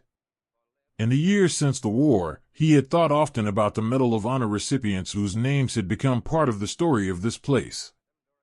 PFC Richard Beatty Anderson, who had thrown himself onto a live grenade in a shell crater on Roy to save the 3 Marines with him. Lieutenant John V. Power, who had charged a Japanese pillbox on Namur while already wounded, silencing the gun at the cost of his own life. PFC Richard K. Sorensen, who had covered a grenade with his body during a sudden counterattack, absorbing the blast so his squad could survive. Lieutenant Colonel Aquila J. Dias, who had led his Marines through the fiercest fighting on Namur with a courage that had inspired everyone around him until he, too, fell. These were the names history recorded, but Riley knew they had been ordinary young men before the moment that defined them. Anderson had been 22, from Tacoma, carrying the same private fears and quiet hopes as every other Marine who landed that day. Power had been a lieutenant who wrote letters home and worried about his men the way any good officer did. Sorensen had been a private who had simply done what needed to be done when the grenade landed among his friends. Dias had been a leader who walked among his Marines and made them believe they could do what was asked of them. Their acts of extraordinary courage had come from the same place ordinary courage always comes from, the decision, in a single terrible instant, to put someone else's life before their own. Riley had known men like them. He had been one of them. And he had carried the memory of what they had given long after the war ended. The road that began on these islands had continued with a momentum that eventually reached the Japanese home islands themselves. The capture of Kwajalein had opened the way to Eniwetok, and Eniwetok had helped make possible the strikes on the Marianas. From those captured islands, B-29 bombers had eventually flown missions that brought the war directly to Japan's cities and industries. The chain of events that led to the end of the fighting had passed through this atoll in ways that were both strategic and deeply human. Every step forward had been paid for by men who had left homes and families behind, who had carried letters and photographs, who had hoped to return to the ordinary lives they had known before the war reached them. Riley thought about the Japanese soldiers who had defended this place with the same courage and the same private fears. They too had carried letters from home. They too had thought about mothers and sisters and the lives they wanted to return to. The tragedy of war had not been one-sided. It had claimed young men from villages in Japan just as it had claimed young men from towns in America. When Riley walked the ground now, he thought about both. The victory had been necessary, but it had not erased the shared humanity of those who had fought on either side. That humanity was what the battle continued to ask people to remember. In the years after the war, Riley had spoken with other survivors and with families who had lost sons and husbands here. He had heard the same quiet questions repeated in different voices. What did it all mean? Why had so many been asked to give so much? The answers were never simple. The battle had helped shorten a war that might otherwise have dragged on for years longer, with even greater loss. It had demonstrated that preparation and adaptation could change outcomes in ways that saved lives. It had shown that ordinary men, when called upon, could rise to extraordinary acts of courage and sacrifice. But it had also shown the terrible cost of those acts, and the way war reaches into families and futures long after the guns fall silent. Riley had carried his own private reflections through the decades. He had returned to civilian life and built a family of his own, but he had never forgotten the men who had not come home. He had kept the letters he received from their families and the small mementos he had carried from the island. On quiet evenings, he sometimes took them out and read the words written by young men who had believed they would see their homes again. Those letters had become part of what he wanted the world to understand about Kwajalein. The battle had been a turning point in a larger war, but it had also been a collection of individual lives interrupted and individual acts of courage that had no audience except the men standing beside them. The enduring echo of Kwajalein is not only in the strategic changes it created or in the names recorded in history books. It lives in the responsibility that falls to later generations to remember what happened here and why it mattered. It lives in the understanding that behind every medal and every victory are ordinary people who faced fear and loss and still chose to move forward. It lives in the recognition that the men who fought on both sides shared more than they were told to believe, the same longing for home, the same love for their families, the same capacity for courage when everything was asked of them. Riley had come to believe that the battle asked something specific of those who came after it. It asked them to remember that war, no matter how necessary or how justified, always carries a cost measured in human lives and human futures. It asked them to honor the courage of men like Anderson, Power, Sorensen, and Dias not as distant legends but as young people who had made impossible choices in terrible moments. It asked them to see the shared humanity across the lines of battle and to carry that understanding into the way they thought about conflict and peace. And it asked them to ensure that the sacrifices made on this coral and on so many other distant shores were not forgotten or reduced to numbers on a page. If the personal legacies of the Medal of Honor recipients and ordinary heroes, the road to Japan that Kwajalein helped pave, and the timeless responsibility to remember the shared humanity behind every battle have stayed with you, and if you want to go deeper into these unfiltered human experiences and connect with others who value the real truth of these stories, I want to invite you to join our Patreon community. There you'll find free bonus podcasts, raw and unblurred video sections of the documentary, deeper discussions with fellow history enthusiasts, and a way to support this work directly through the tip jar. It's a place for people who believe these stories deserve to be kept alive. You can find the secure link in the description below. Please, to keep yourself safe, only use the secure link I've placed in the description below. If you try to search for this on the internet, the top results are unfortunately often fake websites designed to scam you, and I want to make sure you are protected. Riley eventually turned away from the lagoon and walked back toward the small memorial that had been placed on the island in later years. He stood for a moment in front of the names carved there, including those of the men who had received the Medal of Honor and the many others whose courage had gone unnamed but not unnoticed. The wind moved across the water the way it had moved on the day he first landed here. The coral beneath his feet had been shaped by forces far older than any war, and it would remain long after the last veteran had walked this ground. What would remain of the battle, Riley believed, was the choice each generation made about what to carry forward from it. The enduring echo of Kwajalein asks us to remember that courage is not the absence of fear but the decision to act in spite of it. It asks us to see that the men who fought here were not larger than life but exactly life-sized, young, afraid, hopeful, and capable of both extraordinary sacrifice and ordinary kindness. It asks us to carry the lessons of preparation and adaptation into whatever challenges we face, and to remember that behind every strategic turning point are thousands of individual stories of loss and resilience. Most of all, it asks us to hold on to the shared humanity that survives even the worst of wars, and to work toward a world where fewer young men are asked to give everything on distant islands for causes they only partly understand. Riley had done what he could in his own life to answer that ask. He had spoken to students and written letters and simply lived in a way that honored the men he had known. Now, standing once more on this island, he felt the weight of that responsibility settle into him one final time. The battle for Kwajalein had ended long ago. The road it had helped open had reached its destination. But the echo of what happened here still asked something of anyone willing to listen. It asked them to remember. It asked them to learn. And it asked them to carry forward, in whatever way they could, the quiet hope that the courage and the loss shown on this coral might one day lead to fewer such battles and more such returns.